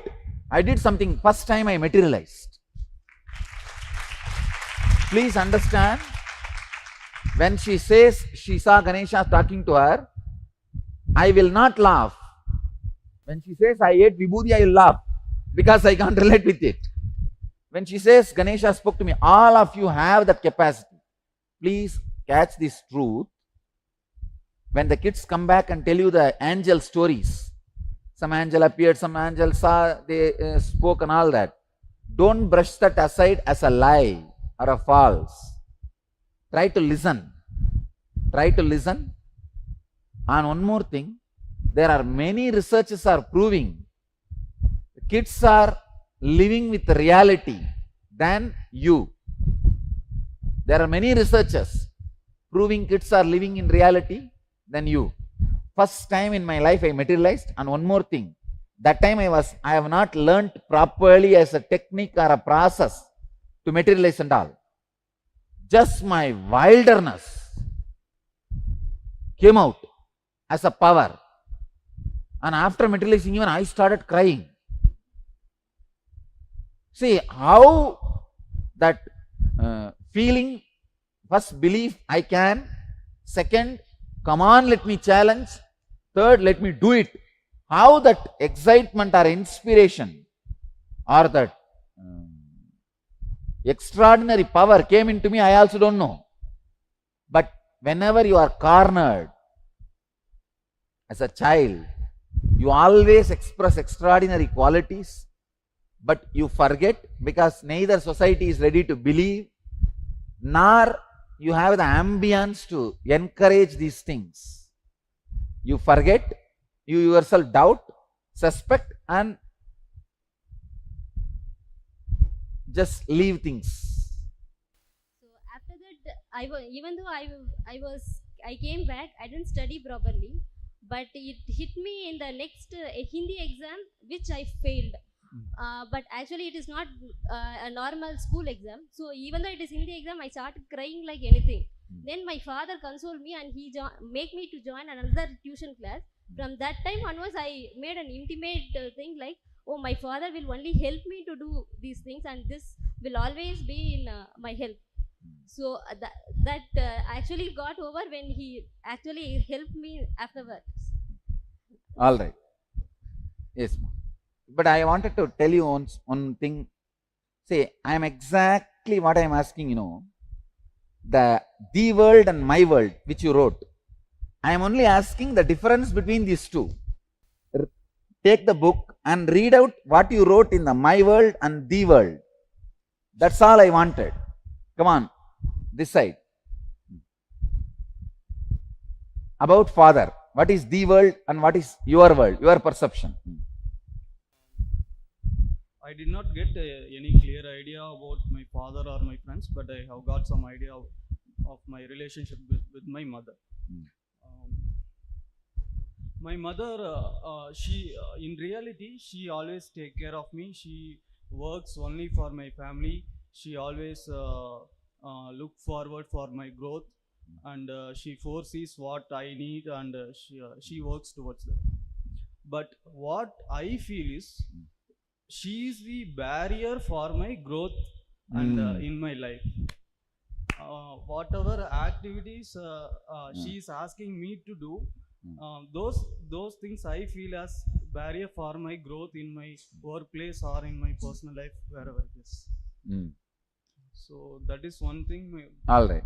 You understood at least. Yeah. You are able to catch it. Go ahead. Swamiji, when I did the exercise, I'll talk about my husband who's also here. The world, really I couldn't do anything more than list his name and his height and simple things like that. But when I started to look at the my world, I realized that there were all sorts of things which went back to really how the relationship with my mother and my father were. My mother always felt that my father didn't look after her, or that he was really too nice person to really deal with the regular world out there. And I realized that I had unconsciously formed all these beliefs about my husband, which were completely not true when I looked at the world. All of you understood? Come on, let's go to the next city. She exactly got the point. See, basically I wanted you to understand how the gap between the world and my world creates so much suffering for you.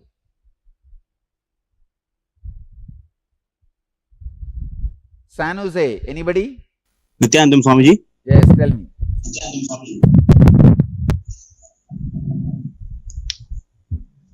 Can I say? Please tell me, carry on. Yeah. So, with regard to my mother, for the world, I had, she's a hardworking, loving, responsible, and very caring person. For my world, I felt that, I always feel that she's very controlling. She never allows me to make any decision. Do you understand? And she always overrules me whenever I come up with any... Do you understand how your misunderstanding about your mother has disturbed your relationship with her? Yeah, I do. I do it every time. See, now the only way to heal is call her back. Call her. Okay. And talk to her. Understand? Complete your unfulfilled karma. The hangover pattern you have, complete it. This for everyone. All the relationship is unfulfilled karma. Only when you complete it, the karma leaves you. Till then, you will have this pattern. Every new, for example, you have a unfulfilled karma with your friend. Every friend you create, you will replicate the same pattern. You will replicate the same pattern. I am telling you, you will replicate the same pattern. Your misunderstanding with your mother or father leads to misunderstanding in all your relationships of any woman and men in your life. Any unfulfilled karma you carry from your father, on all men you will project the same. Any unfulfilled karma you carry from your mother, on all women you will project the same. From one friend, if you carry the unfulfilled pattern, on all friends you will project the same. Till you complete the pattern, you are going to suffer with it. I tell you, you need to complete the pattern. The root of all relationships in your life starts from your mother and starts from your father. So complete with your father, with your mother. You will liberate yourself from that karma. I tell you, if you complete with your mother, suddenly you will have a completion, fulfillment with your wife. You may not even know why, because the pattern is broken and the unfulfilled karma leaves you. Same way with your father.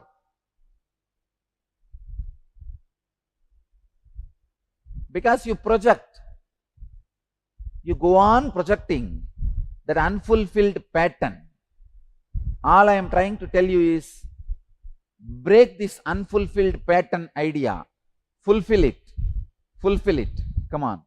Let me listen now from some more people. Charlotte? Charlotte Sri Salem, come on.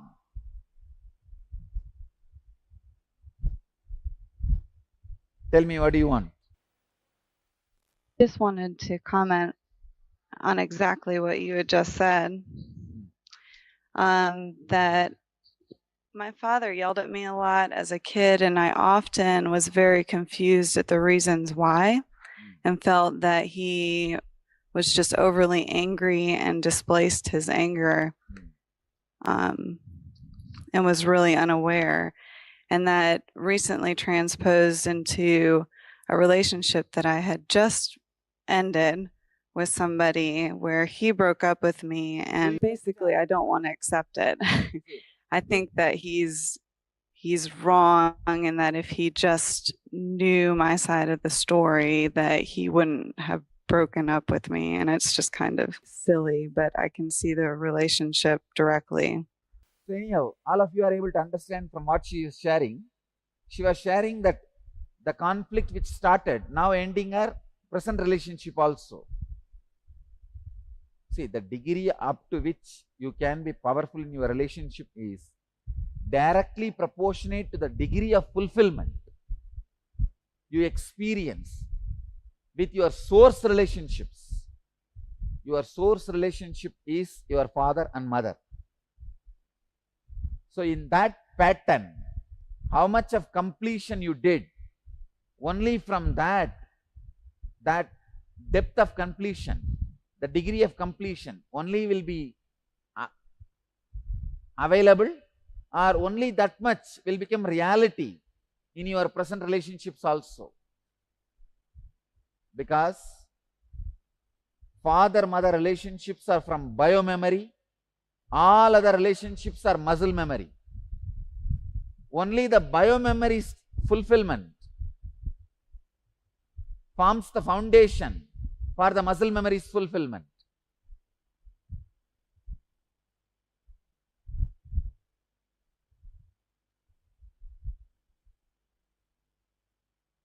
Let me listen stories from Biddi people. Come on, Biddi. Anybody else? Come out.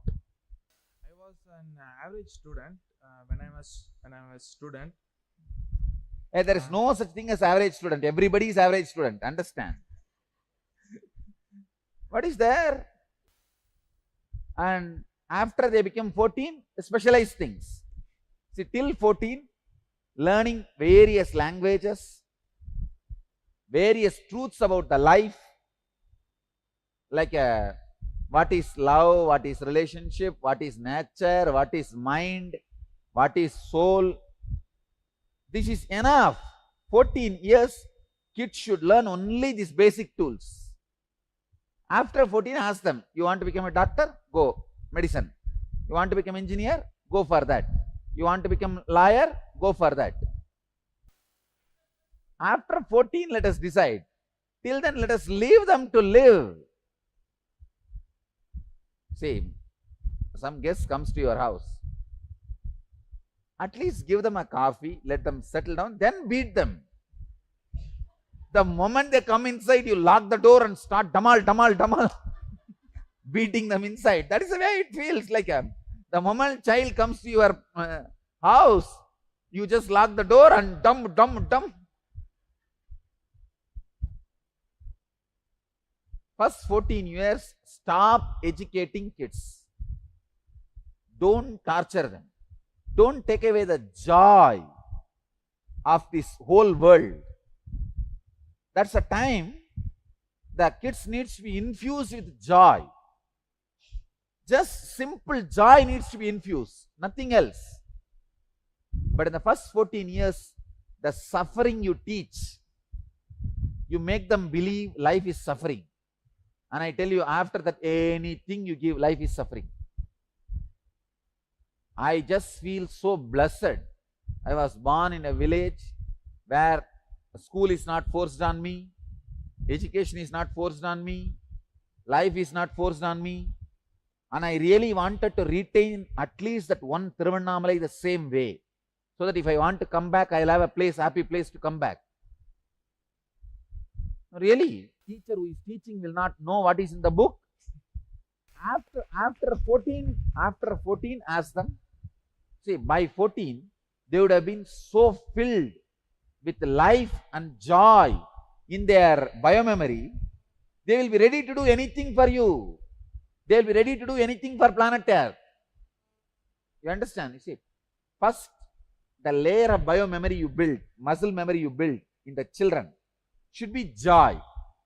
Morning, get up, early morning, and bend your body, prepare your body to live in excitement, and live in excitement, go around, see places, see things, pick up on your own, using just your 5 senses.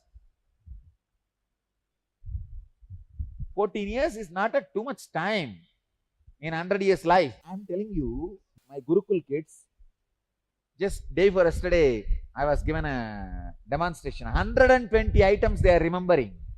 Just if you utter the word, that's all. You utter 120 word, not a sentence. Just yellow, moon, darkness, star, parapet wall, camera, some random words, snake, all mixed together. It doesn't need to be animal or vegetable or one brand, one color, one thing. All put together. You tell 120 words. Simply they are remembering. They understand the power of memory. See, I was given more a Vedantic training, but never a systematic training to awaken all my dimensions in all spheres of life. It is and they don't have any monthly examination, or yearly itself they don't have examination. What about monthly? No, all of you know that in my Gurukul, we don't have examination. Only the 14th year, a child attends examination. Till the age of 14, no examination. But we are excelling more than outside kids. When they go to the 10th examination, all of them are above 90, above 90%. No textbook, you know that. In my Gurukul, I don't have textbook. I want to create a human being. I don't want to lock the doors and beat you left and right. What kind of a lifestyle? The children come to you and take bath, and come on, you catch them. And you torture them so much, they become demon.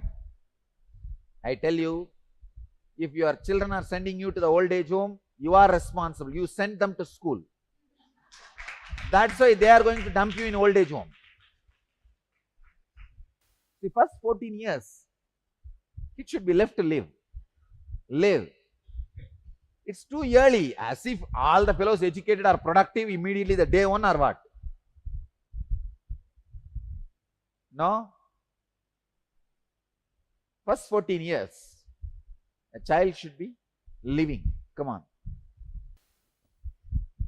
Then we used to have a parents meeting. That was really headache for all of us. And like teachers used to question why he or she has scored less marks and all. And parents used to say he is not at all interested in studies or something, or he keeps watching TV or playing, and he does all nonsense kinds of things. And all of you should know, all my kids are living not only without TV, they don't even ask for TV. I gave them option. I told them, you can have TV. They said, no, we don't want.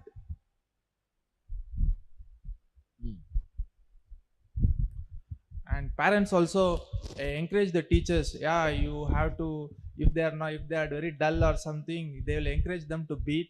Yeah, you can cane them, or whatever you want to do, you can do them, and it's your freedom. And they get more liberty, and just they exploit the students. I tell you, this anger, this knowingly or unknowingly they created this anger in you, and you can't take revenge on that guy back. Now that anger settles in you like a layer and layer.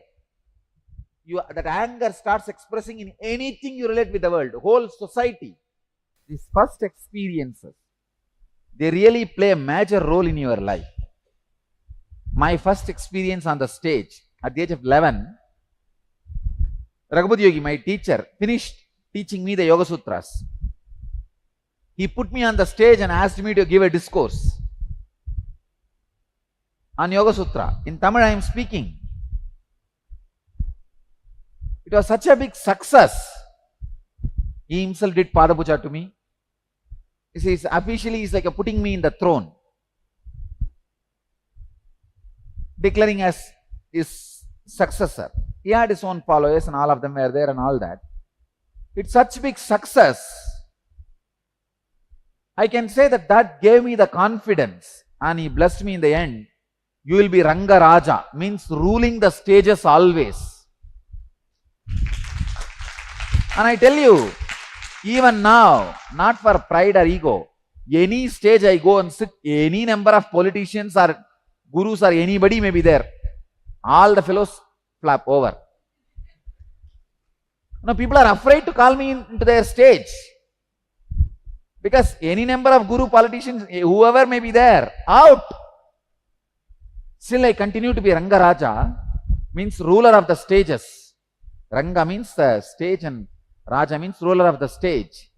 That first experience, which gave the confidence. It's true, the first experiences are really, really, really powerful. Come on. Let me listen to, come out. Nityananda Swamiji. Give me exactly difference between the world and my world.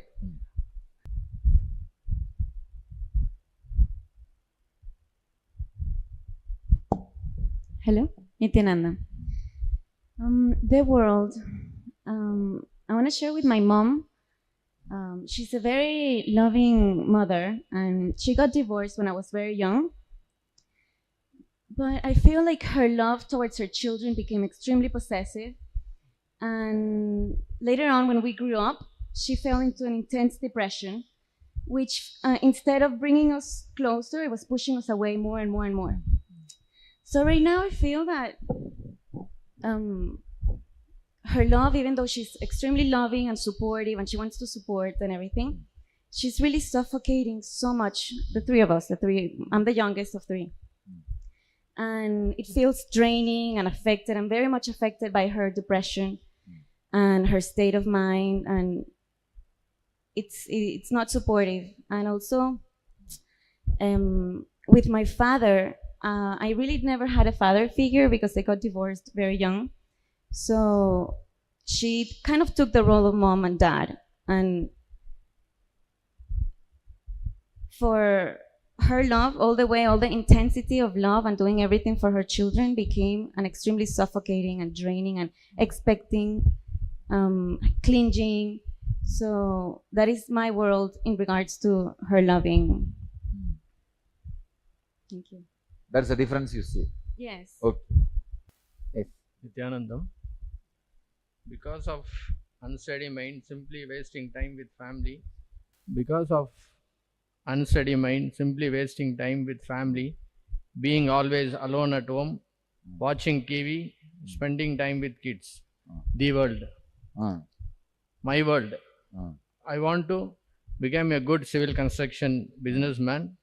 I want to do and give good service to the ashram and do more work to the people. See, you are saying about your future. I am asking about what was, so that we can mend it and build the future. Anyhow, you will catch it. Fulfillment with both your father and mother. First start from there. So call and talk to them. Talk to them how your idea of my world created rift between them and you. The world and my world. And take responsibility for your interpretation or cognition about them. Share with them how you interpreted.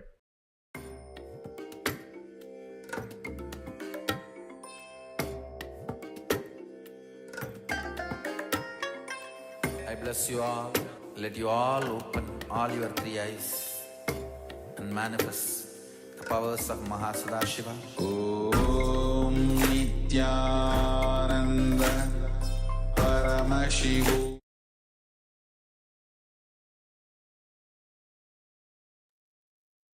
Yes, after this beautiful session, the question answer session, as we explained earlier, that right, understanding about completion with others, how to have, you might have heard participants asking, can I do this, can I do that, how it is the right method to do and whatnot, and Swamiji beautifully answers with his own life examples as well.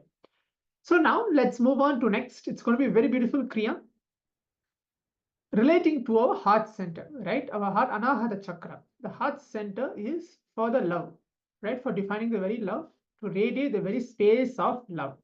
And we're going to cure our heart center. Okay, if you have a heart disease, if you know that your heart patient, this is a very beautiful kriya for all of you. But if you don't have, also never mind. But yes, this is for curing our heart disease itself, our heart, completely to freshen up everything and to live the space of Paramashivoham inside ourselves. So it's going to be a guided kriya from the Supreme Pontiff of Hinduism. Swamiji has conducted and beautifully programmed this very kriya within himself. He has tested within himself and then only even delivering this science to each one of us. So this very kriya is going to be a like 25 minutes to 30 minutes kriya for all the participants to come and sit, and make sure you're keeping your cameras turned on for this kriya because it's going to be directly guided from Swamiji. So let's begin now. Make sure you're sitting in a comfortable position and let's enter into this.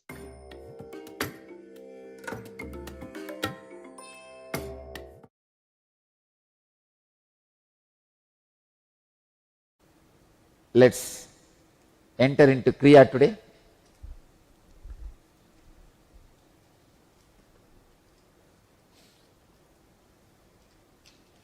Today's Kriya is for the cure for all the heart diseases.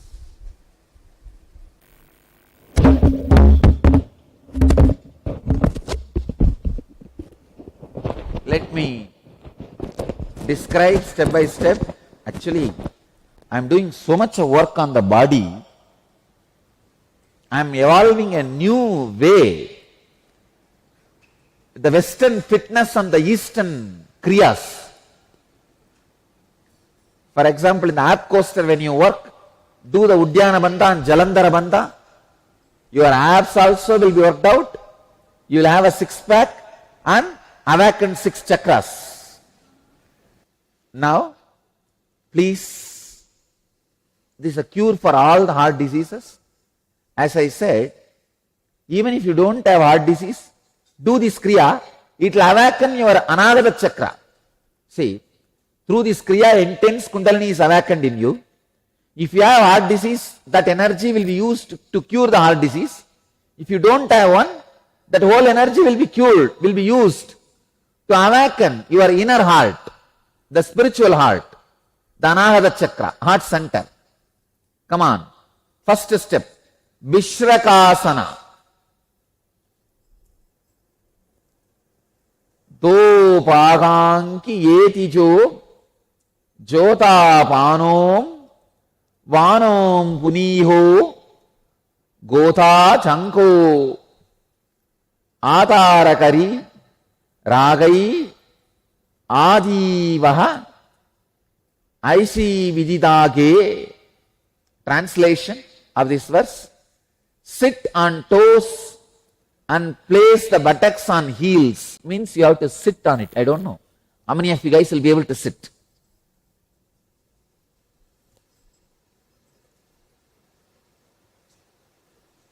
Spread knees sidewards on the ground.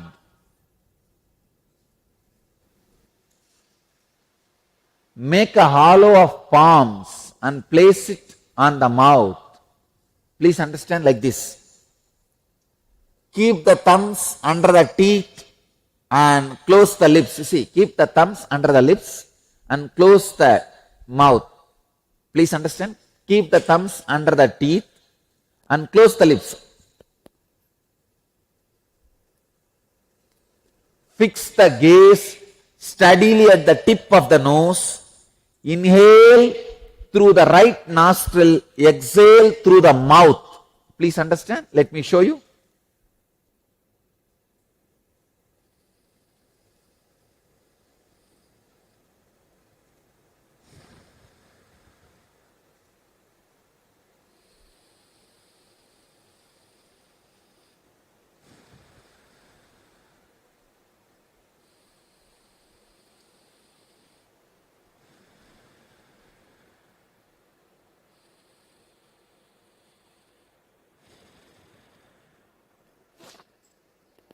Understand?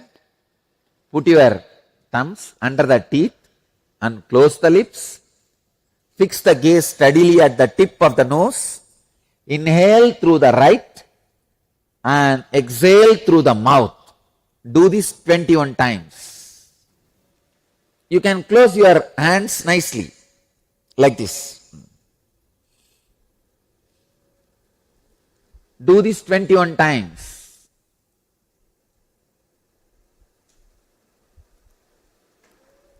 Inhale as much as you can. Exhale as much as you can. Deeply.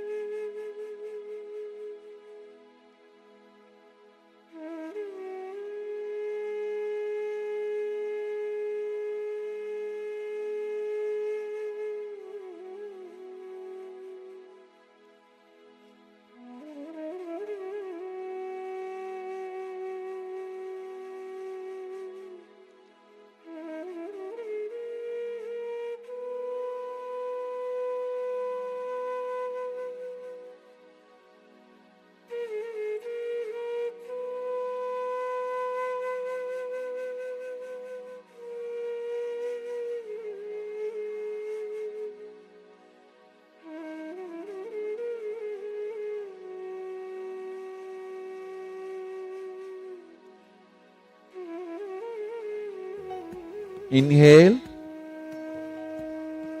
as slowly as possible. Exhale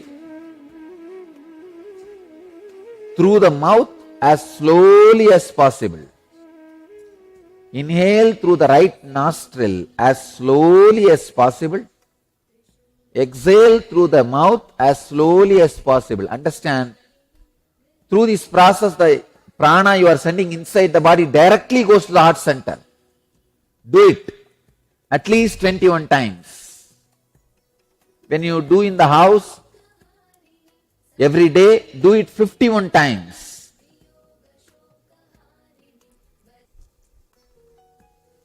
If you have heart disease, find time for this kriya. Otherwise, you will not find time even to live.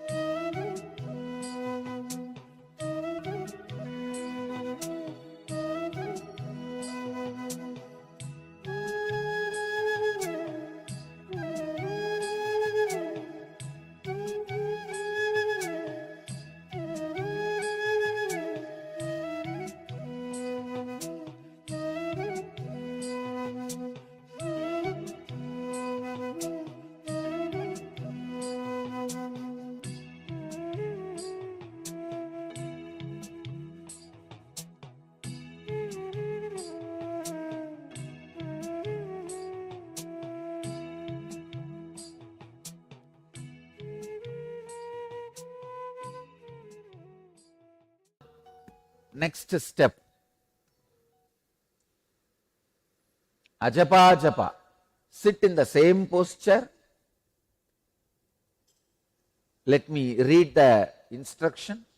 Mooladhare yataansaga tatahi hriti pankache tata nasabuta dvandve tripir hamsa samagamaha. Understand? Sit in the same posture. Visualize the right nostril breathing is going inside as hum.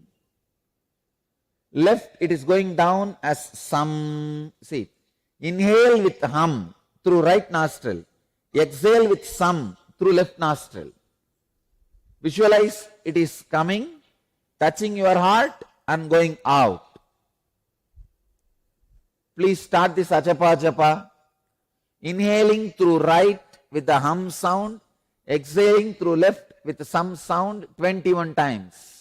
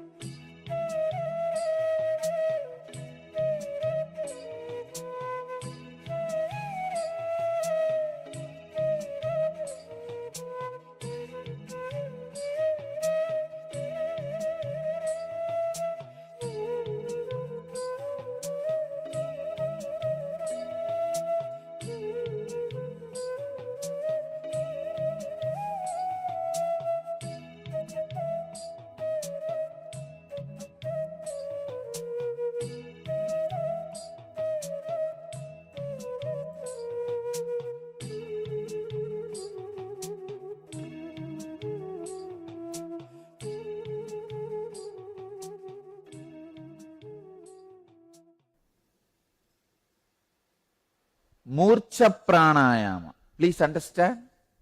Sit in the same position, same posture. At the end of the inhalation, gradually become fixed on Jalandhara Bandha, then exhale slowly. This is called the fainting or swooning pranayama, as it makes the mind inactive and thus confers bliss. Let me read the sutra.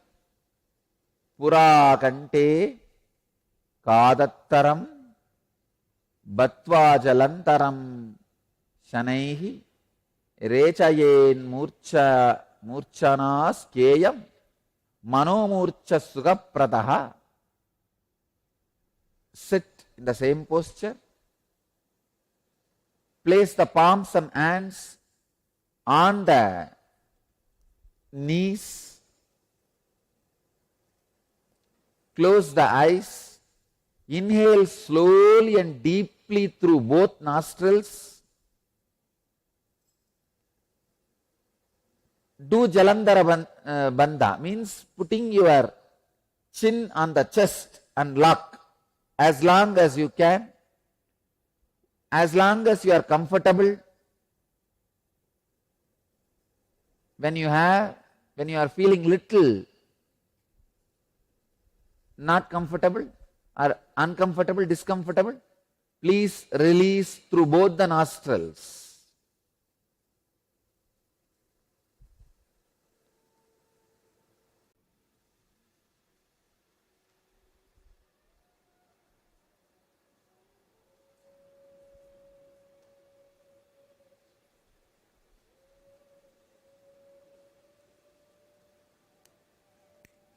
Do this 21 times.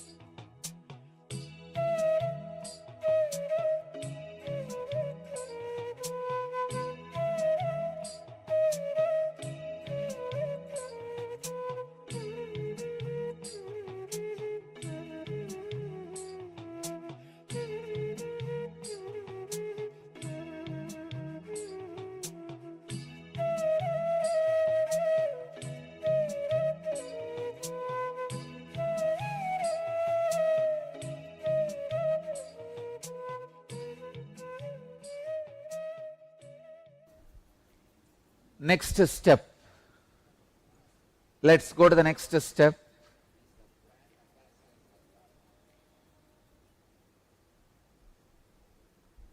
Sahita pranayama. Please understand this. Sahito dvivitata proktaha sagarbhascha nirgarbha sagarbo bejamucharya nigarbo bejavaritajaha bihavarjitaha.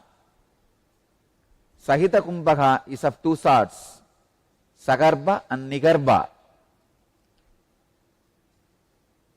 The Sagarbha is performed with Bija mantra, Nigarbha without Bija mantra. Understand? Inhale and hold the breath inside with one Bija. Hreem, Hreem, Hreem, Hreem, Hreem, Hreem, Hreem. As many times as possible. Hold with this, repeating this Bija in the mind. When you can't hold anymore, relax. Do this 11 times. See, I am awakening all your subtle energy centers so that any heart diseases you carry completely gets healed. Please start doing. Don't use the fingers now. It's only supposed to be done just with the power of the sound. Like a inhale, reem, reem, reem, inside, not verbally. When you can't, relax. Do it.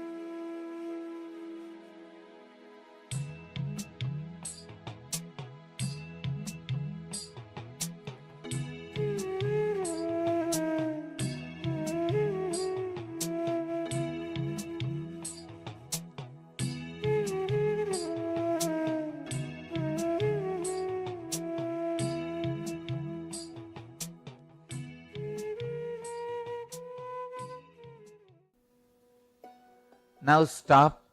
Next step, without that sound Hreem Kumbhaga, just inhale, hold and release. Inhale as long as you can, hold as long as you can, exhale as long, as slowly as you can. Please do this 11 times. Nigarbha Kumbhaga.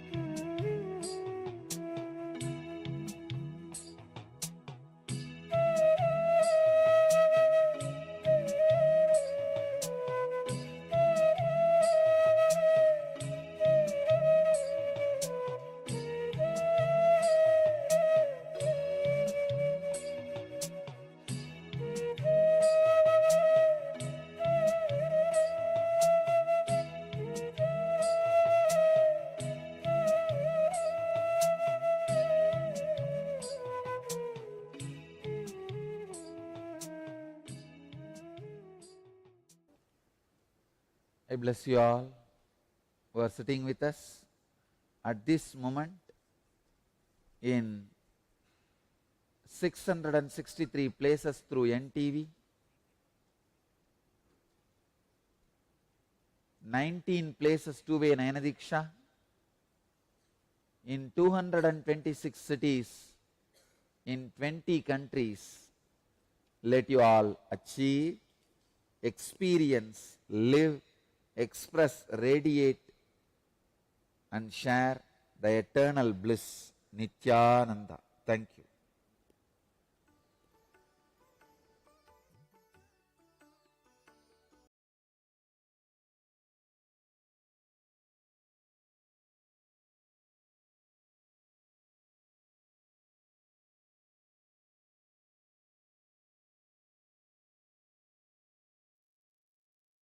Nityanam. We welcome back all our participants as we are going to continue the Paramashivoham Level 2 with a very beautiful sharing by the Supreme Pontiff of Hinduism. Much more than a revelation, a very sweet sharing about the Supreme Pontiff of Hinduism and his personal relationship with his mother and how we can also establish completion with our own mother.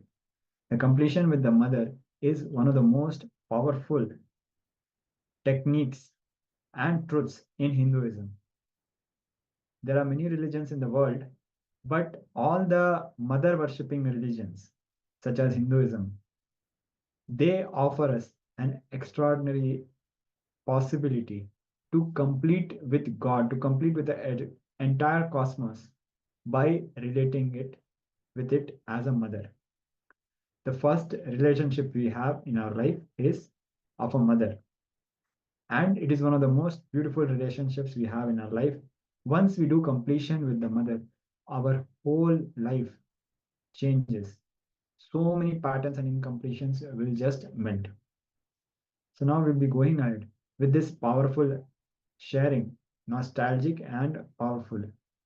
So let us prepare ourselves to imbibe this sweet and powerful revelations.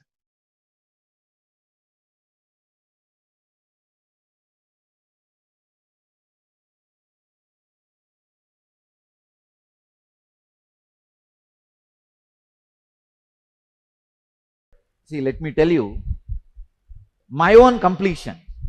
And I wanted all of you to know, even if you become enlightened, till you carry this body, unless you complete, you will not be freed. I was at the age of 17 and a half. I was leaving the house for this Parivaraja Yatra. I went and told my mother, I am going for the spiritual pilgrimage. She just looked up and said, she did not answer first. She just looked up. Then I said, Ma, I am going and becoming a sadhu. Immediately her eyes, the water started flowing. She started crying. Then I hugged her. She hugged me. I had a very sweet relationship with her. Always I'll be sitting in the kitchen, telling her stories and eating. She had a strong faith, I am God, even in those days. Because this Raghupati Yogi has convinced her. See, in Orthodox homes, when they cook for deity, they will eat only after it is offered to deity. They will never allow children to touch or they will not touch. But anything my mother cooks deity, I'll eat and she will never tell me don't eat. And after I ate, she will put it for the deities. She was very clear that I am some way spiritual or extraordinary. Very close relationship I had. Till the age of 14, I slept with her only. Till the age of 14. And I had the problem of bedwetting. Really. I'll fall into samadhi. Later on I realized it is samadhi. At that time it was a problem. All the school kids will make fun of me. Once in a while I go to the school, and this is one more reason for me not to go to school. I'll come back and tell, no, they are all laughing at me. See, anything happens in your house, school will know, because it's a small village. And it's a giant family. So early morning they will bring the bed and dry it on the top of the rooftop. Then whole world knows. I had bedwetting that night. She asked me and I asked her, and then finally I asked her, what do you mean by crying? You mean to say I should not go? She did not tell I should not go. She told me, no, I cannot stop you. I am not able to tolerate, so I am crying. That's all. I am not able to digest, so I am crying. You see, if she fought with me, I would have fought with her. I went with a mood of fighting. I prepared all my dialogue for fighting. But suddenly the whole thing tumbled down. She's not fighting with me. She's crying. Now means I would have changed the dialogue. But that time I didn't know what dialogue to speak. Anyhow, I left, but I was very firm and I gave them 3 days time. You call all your relatives, whoever want to see me last, they can see. Because I was very clear, I will go away to north and never come back. And it's almost like a big ritual. I was seated in the sofa in the center of the house. All the relatives and the old ladies will come and cry, where are you going, and all that. It's almost like if there is a dead body, how they will cry. They came and cried. And after some time, they will have their coffee and go out. That's all, nothing more. And for many people, I did not even give a logical reason. I told them, why don't you eat? It's time. And they straight go and eat. That's it. Only for few people, I need to give a logical convincing or fighting or reason and all that. Many people, they'll come and stand, why are you going? Why can't you be here like us? Why are you leaving Arunachala and going? Is there any place better than Arunachala? I'll tell you, why don't you have coffee? See the smell, go. And straight they will walk inside. They will not even think I am not answering their question. Really? People are so unconscious. Anyhow, the 3-day celebration is over, farewell celebration. My grandfather tried to bring all the intellectuals of the city under whom I learnt. I learnt Saiva Siddhanta and all these things. The mantric tradition, all that I learnt. And all those pandits were brought, chanting Rudra, Chamaka and all these mantras and all that. So all those pandits are brought, Tamil and Sanskrit pandits, and they were all sitting and advising, long, big lectures. Finally, usually whenever they come to my father's house, my grandfather's house, they will receive 11 rupee dakshina. I told my grandfather, Papa, they have finished, why don't you give that 11 rupee? And they took the 11 rupee and went away. Anyhow, I left the house, became enlightened also. In my search, so many things happened and I achieved that experience and all that is over. When I came back to the body, settled into the body, first thing I saw, there's a hanging, biomemory, mother's suffering. Understand, she never fought with me. If she has fought with me, I wouldn't have had any hangover.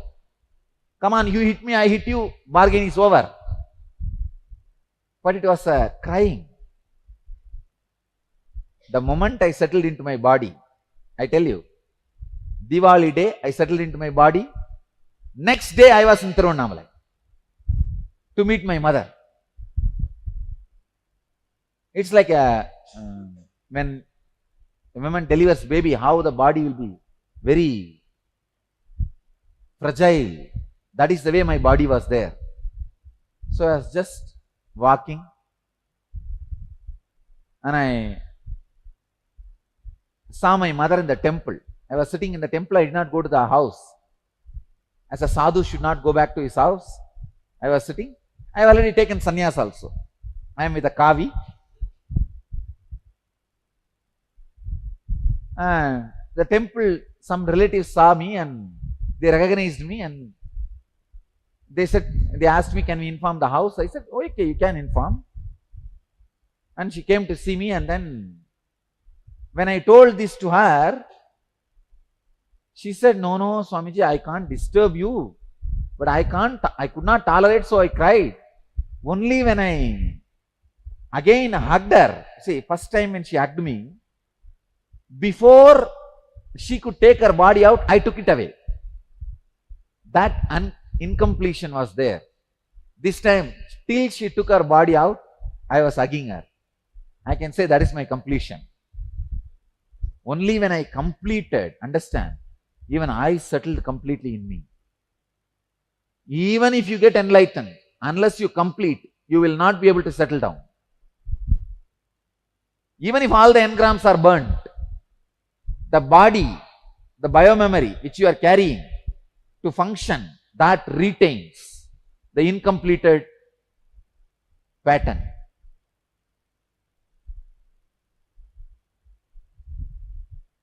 Then she told me, if you come and eat in the house, my food, the food cooked by me, I'll feel everything is complete.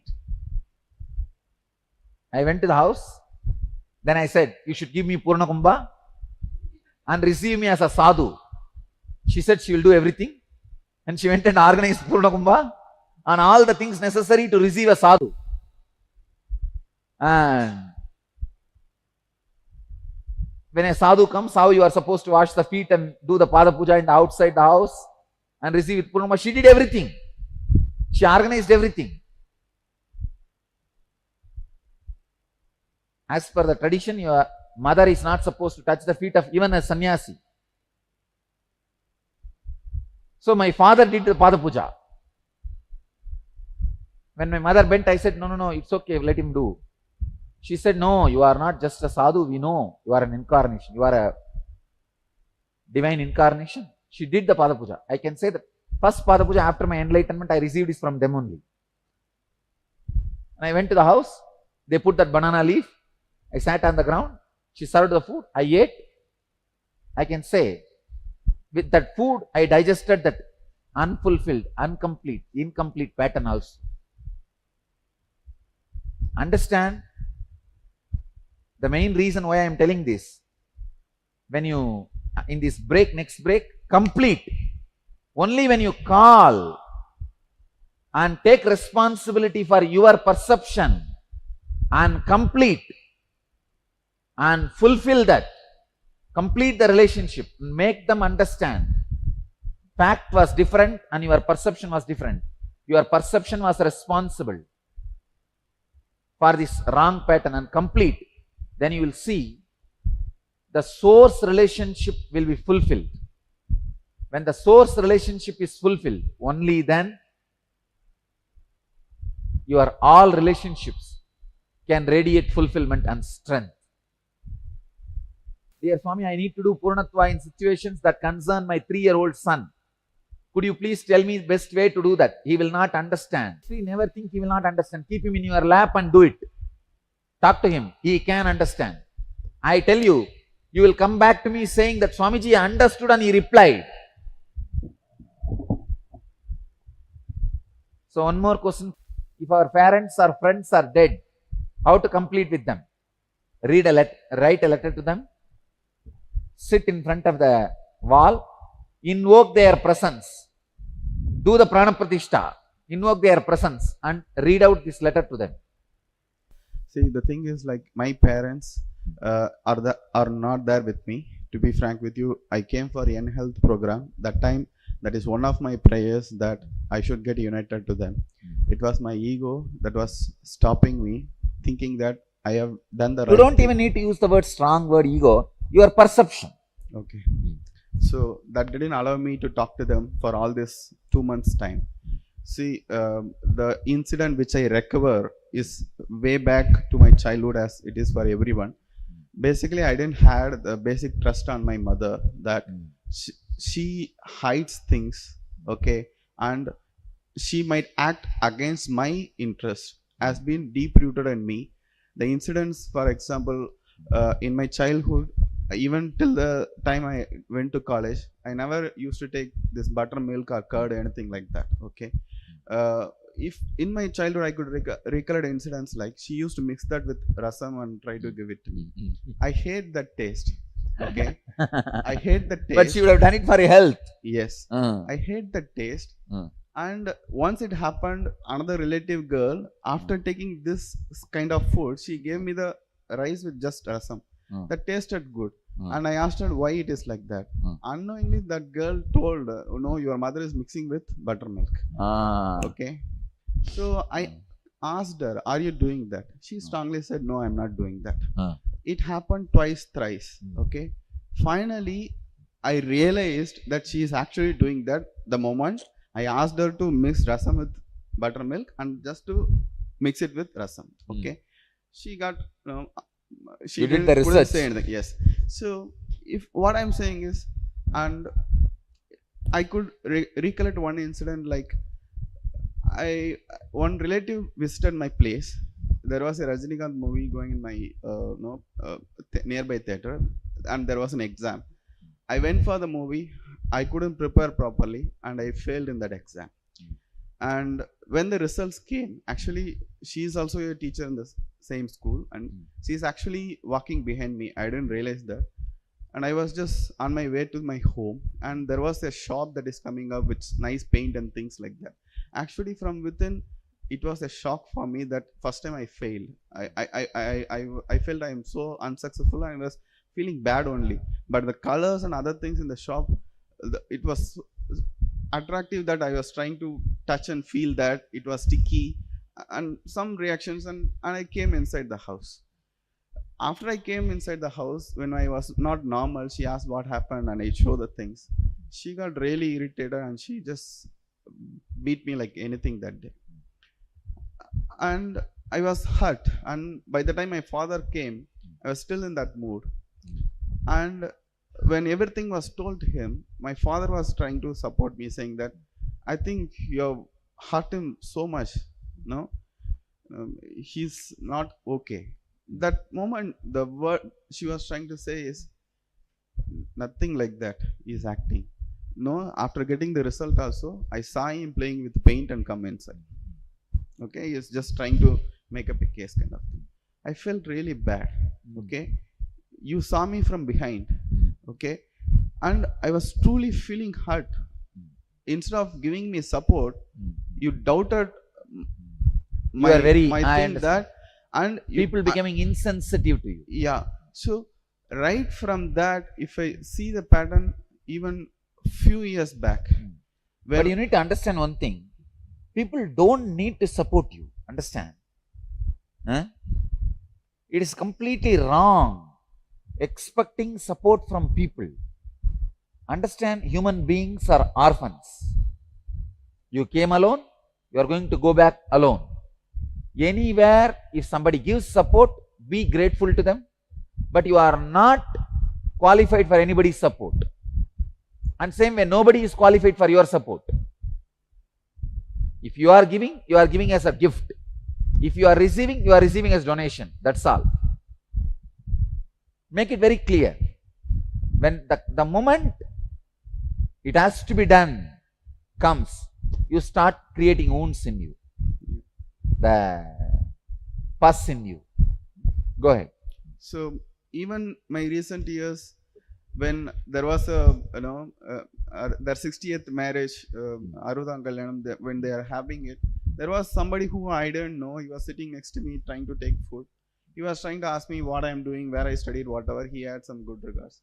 And it just happened that that guy was trying to refer somebody as some girl is there and we would like to get my horoscope or something like that. I don't know what mood she was in. The way she said is, actually he is yet to settle. Let him first get a job, then we'll see.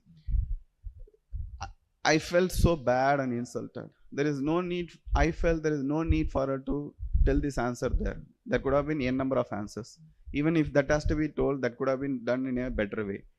And even I realize I have made a love marriage. I'm happy with my wife and my kids. Fortunately, I got a family which I cherish. But somewhere lot of incidents is something like a kind of revenge I took on my mother. You didn't value me, okay? You didn't care to give me a life, so I am setting my own life. So whatever be the conflicts and things that has been happening till now, it is something. Did you call them now and complete it? Yes, I spoke to them. With whom you spoke? I spoke to both my mother and father. And tell me that experience. So that is the real. Okay. So as definitely when I was telling all these things, right from the incident for my health, she has been doing and things like that. Basically, she never had anything against me, as any mother will never have anything against the child. She has been her own calculation and trying to get me in a right track. And she basically said, at least now you understood me. At least now you understood me. Even the examination results and things like that, I had my sister who was laughing at me and trying to take advantage of that situation for that particular span where she got a special attention by my father and I didn't get it. The later when I started studying properly, I thought of reverted it. Now I am topping. Now you got to give me respect and I have to get special treatment than my sister. All these things has been repeatedly coming and ruining both my parents' life, my life and my sister's life. Even as my father, it is something like he never speaks up. If two people are there in a conflict, he keeps quiet.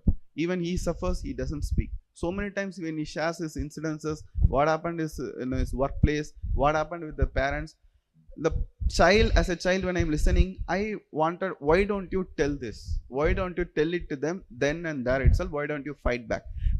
I have been keeping on telling this, but it has gone to a different dimension now that I'm almost impatient to give reactions. What I am feeling that I just expressed without processing in a proper way. These are all certain things I could recover in a matter of few hours. When I'm speaking to them almost after an year, okay, and even when they took the call, that anger was there. The moment when I started speaking all this incident, as obviously she was saying, I didn't even remember all these things happen. Only thing is, you just trust me, I don't have anything against you. I'm really happy that at least now you realize, and rest of our lives, let us be happy.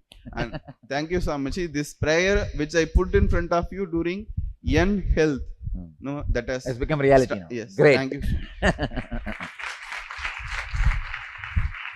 See, actually, when this kind of things happens, don't think I am fulfilling your prayer. You are fulfilling my prayer. I am praying to you, please have a happy life. So you are fulfilling my prayer. See, for most of us, our whole life is a reaction. It's a revenge you take on all the situation and people which happened in you in the initial years before the physical maturity. I want to tell you one thing. This time when I went to Tiruvannamalai last time, after, I don't know, maybe 20 years, I told my secretary, come on, let's drive and see my school. Even when I was studying, I never went there.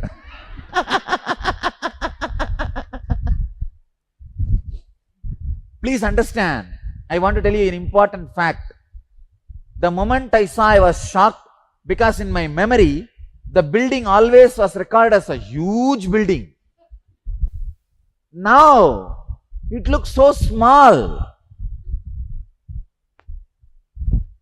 Just if I send one brahmachari, he will build that building. Size also small, and the whole value is small.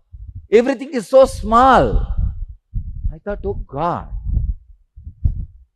I really called 2-3 local people and spoke to them. Did they demolish and rebuild? They said, Swamiji, how will they rebuild it? Rebuild in the same shape and size? This is the building, original building. It is standing. Who is there to give money to demolish and rebuild and all? It was built by my grandfather and he passed away. Now who is there to build? Give money. Forget about it. It is the same building. Then I did samyam on it. Then I realized one important truth. Before 14, all the people, places, everything, you thought about all of that too big, larger than life size. After that, you realized it is not larger than life size, but you want to take revenge on them. How dare you fellows acted as larger than life size in front of me? They did not act, you perceived. They never acted, you perceived. But now you want to take revenge on all of them.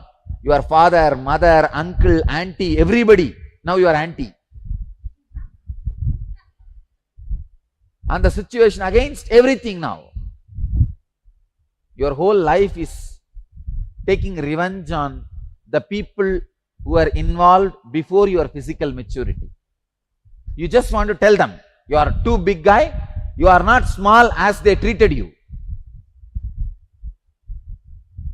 That is why everybody wants to go back to their hometown and show after they become big.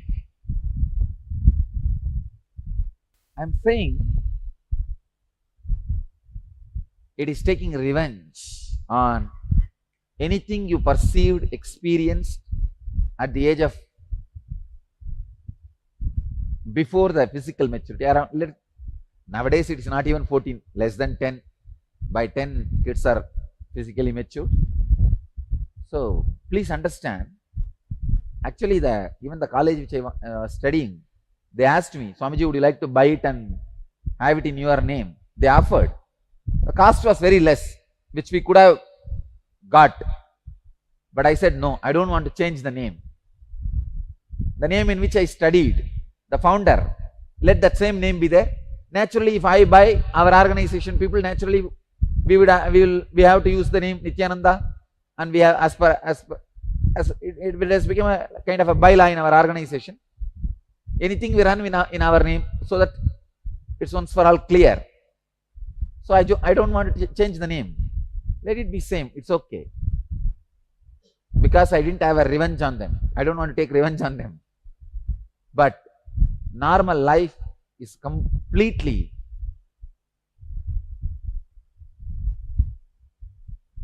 taking revenge. Same way, I have seen women who went through abuse, they became dominating.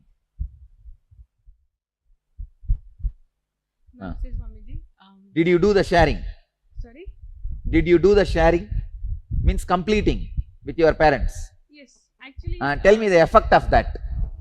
I don't have any unresolved issues with my mother. She's with me. I don't have any unresolved issues with my mother. She's with me, and we have a very friendly, loving, caring relationship. There was some bad time which we faced, myself and my sister and my brother, in my childhood because of my father. And right now also, apart from my father, all rest of us are together, always in contact. So we made an attempt, both my sister is also here, so we made an attempt to talk to my father, and somehow we realized that in today's situation, he also realizes his mistakes. He's regretting about it, and he just said one thing: however I was and whatever I did, as my kids, I always loved you. What was the relationship between me, like him and my mother, is different. That's not your business. Like, we'll take care of it. But between you and like you as my kids and me as a father, I always gave lot of effort, and I always did lot of hard work for you guys to so that you should come up in life and you establish yourself. And then we realized that yes, today whatever we are, both of us are very independent, financially, career also good. So somewhere we have always respect for him, but we never accepted it or acknowledged it. But today, after talking to him, we know that he is also equally, he was loving, and his intention was always to give us good things in life. His ways were wrong. The way he was doing this, we were receiving money and education, but from where it was coming, those were not right, and still those are not right. He's regretting those things, and I don't know if I have to do anything for that. If I can help him to release those things. But as far as the relationship goes, yes, he loves us, we respect him, and I think that should be about it. Like, I mean, you have to guide us because I don't know. So you feel completed? No, as a daughter, he's suffering, so still I'm not happy about it. Then let him come for the relationship. Send him for the program. You see, actually, if they also come and attend the program and they call you back, then only the cycle becomes complete. No, we almost spoke to him for 30 minutes, two of us, and actually, if he takes the responsibility of now what you took, see, you called, both of you spoke, but you only took the responsibility of healing. Yes. You understand? Yeah. If he takes the responsibility of healing and he calls you wherever you are sitting, then cycle becomes complete. But Swamiji, I know that I understand. He's at the age where it will be difficult for him to accept. It is possible. No, there's no such thing as age. I'll do the job, don't worry.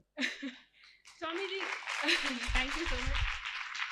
Only thing is, we always, his parents, like my grandparents, were very much religious. I mean, we really had religious childhood, except for this particular part which he played. If he had followed his parents' path, it would have been very much blissful. But now we have mixed feeling. When we think of our grandparents, we think we are very much blessed to have such grandparents with spiritual inclination. We also have that from him, but it's like it's mixed now. I understand. So you have I to understand. help us. Thank you so much. Come on, this side, newcomers. What you shared and what transformation you had by the completion. Let me listen to the stories. Dear Swamiji, thanks to Almighty. I mean, I have no regrets in my life as of this moment. Born in a big family. My father was a role model for me. He was very caring. So no problem. No problem. I mean, Very rare, but it happens sometime. And after marriage also, I mean, we are blessed with two beautiful children. They are also coming out with flying colors. I mean, thanks to parents and Almighty, and for your blessings too. Great. Thank you. Come on, let me listen from this side. You see, mainly I wanted to hear when you completed your experience. All newcomers, come out. Your completion and the experience of the completion. Come out. When I was 11, my parents divorced. Since I'm 13, I didn't want to see my father anymore. So then I didn't see him for 8 years. Then I didn't have contact with him for 8 years. And then when I was 21, I had again contact because of some reasons. But I never told him why I didn't want to have contact with him. So today I told him. Because he's very dominant and he always made me very upset and emotional, and he always asked me so many questions, and like it was very difficult for me, so I preferred to stay away from him. So he told me, oh, he didn't really realize, but it must have been because he's a director of an insurance company.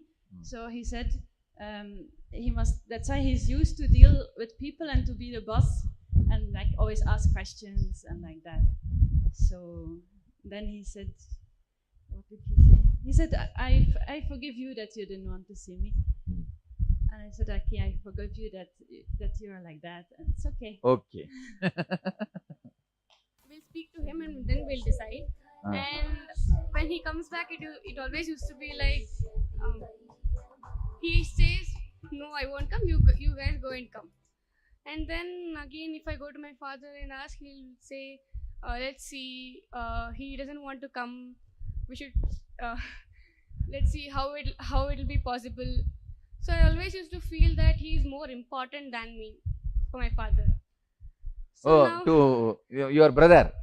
Oh, when he says he wants to come, your father will bring.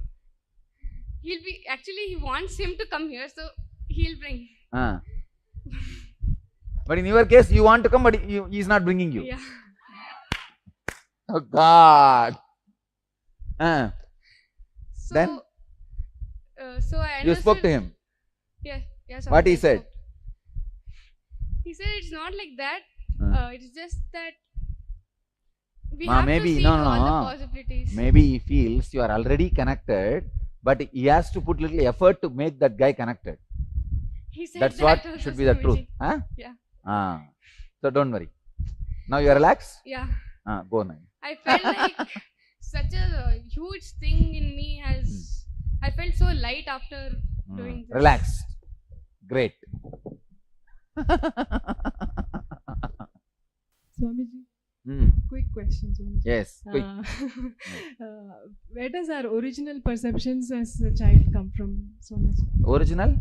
Perceptions that we, as a child, if I'm perceiving a such situation in a certain way, another child would have perceived a situation in a different perception as a child come from. It is just a casual decision. No. It's not from your past lives. From past you don't bring so much. Okay. You bring only basic things like a man will walk straight. You should have this much size of the brain. These things only you bring from past. These details you don't bring. Thank you, sir.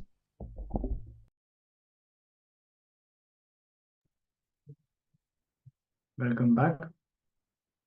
So we just received these powerful teachings and revelations by the Supreme Pontiff of Hinduism about completion with mother and Swamiji's own experience of completion with his mother. So now we are going to complete with our mother and with all women in our life. Right from the age of 2 with the biological mother and till now, whoever is there in your life, will be doing a completion with all the female relationships we have in life.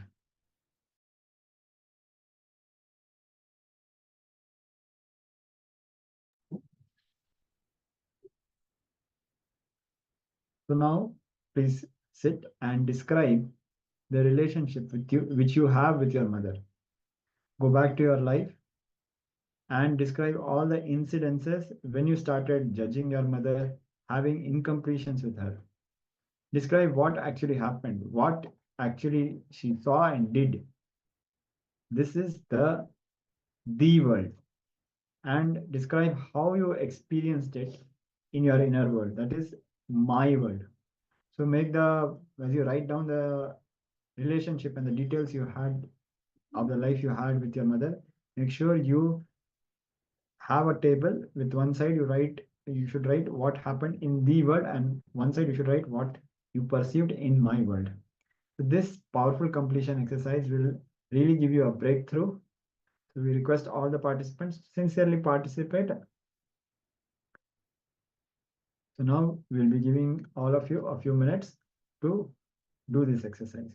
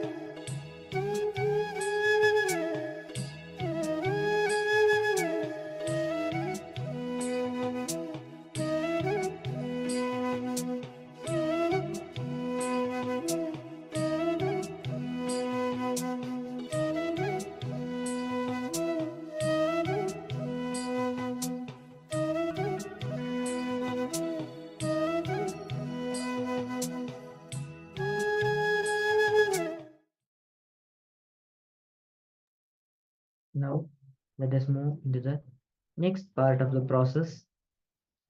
Invoke your mother in the mirror and complete at least twice by sharing the incompletions aloud, by talking out the incompletions to the mother who's invoked in the mirror. Once you have completed this mirror completion, invoke your mother in Swamiji's Atmamurti and complete at least twice by sharing the incompletions aloud, by talking out the incompletions. Complete with Swamiji's Atmamurti, in which you have invoked your mother. And as part of the last step, call your mother and complete with her in the same manner as you had completed with the mirror and the Atmamurti, by talking out your incompletions and sharing them with your mother. So let us now do this process for the next few moments.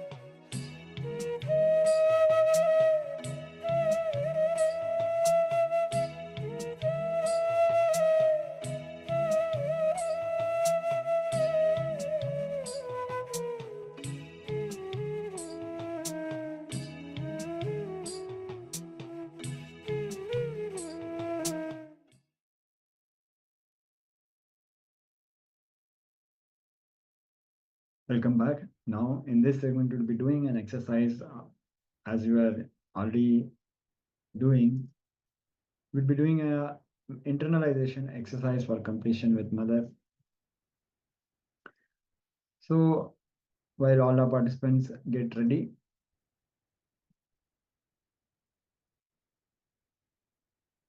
so we are going to do the scanning, the power manifestation of third eye scanning.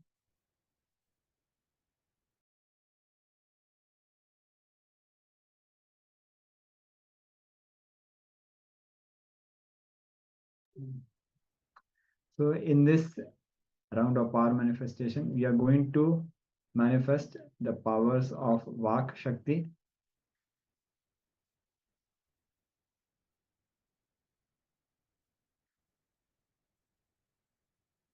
So now scan your Vak, the intra organ which converts the intentions into words, the sound into words. Scan your own Vak and see all the diluted promises you have given to others.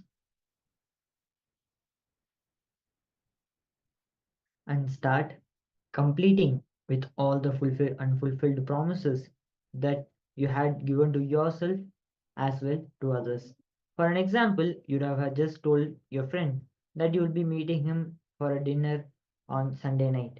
But due to any reason, you're not able to go there, and you are not even completing calling him beforehand, before the time that you had committed that you will be there with him for dinner.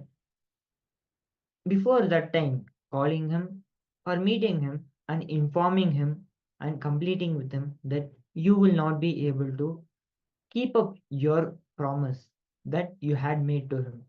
So, this is what we do when we are not able to fulfill the promises that we have made to others as well as ourselves. Even the small commitments, the promises that we make to ourselves, that, like for an example, I will take bath in cold water. When we are not doing that and we are beforehand and not completing with our own body, our walk will, the Vak Shakti will get diluted, and this is where the power manifestation is required to complete all the unfulfilled promises that we have given to ourselves as well as others. So let us now take a few moments and start completing with all the unfulfilled promises that we have given to ourselves as well as others.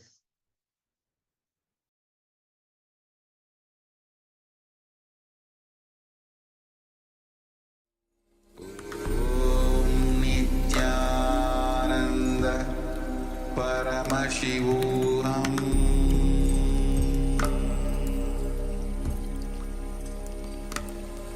Om Nityananda Paramashivoham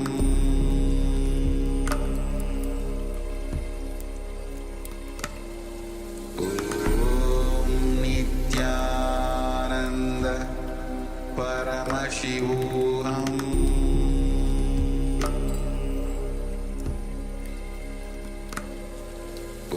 Om Nityananda Paramashivoham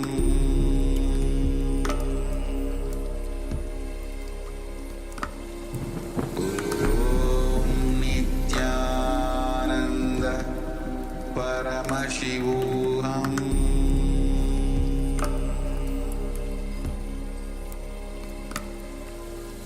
Om Nityananda Paramashivoham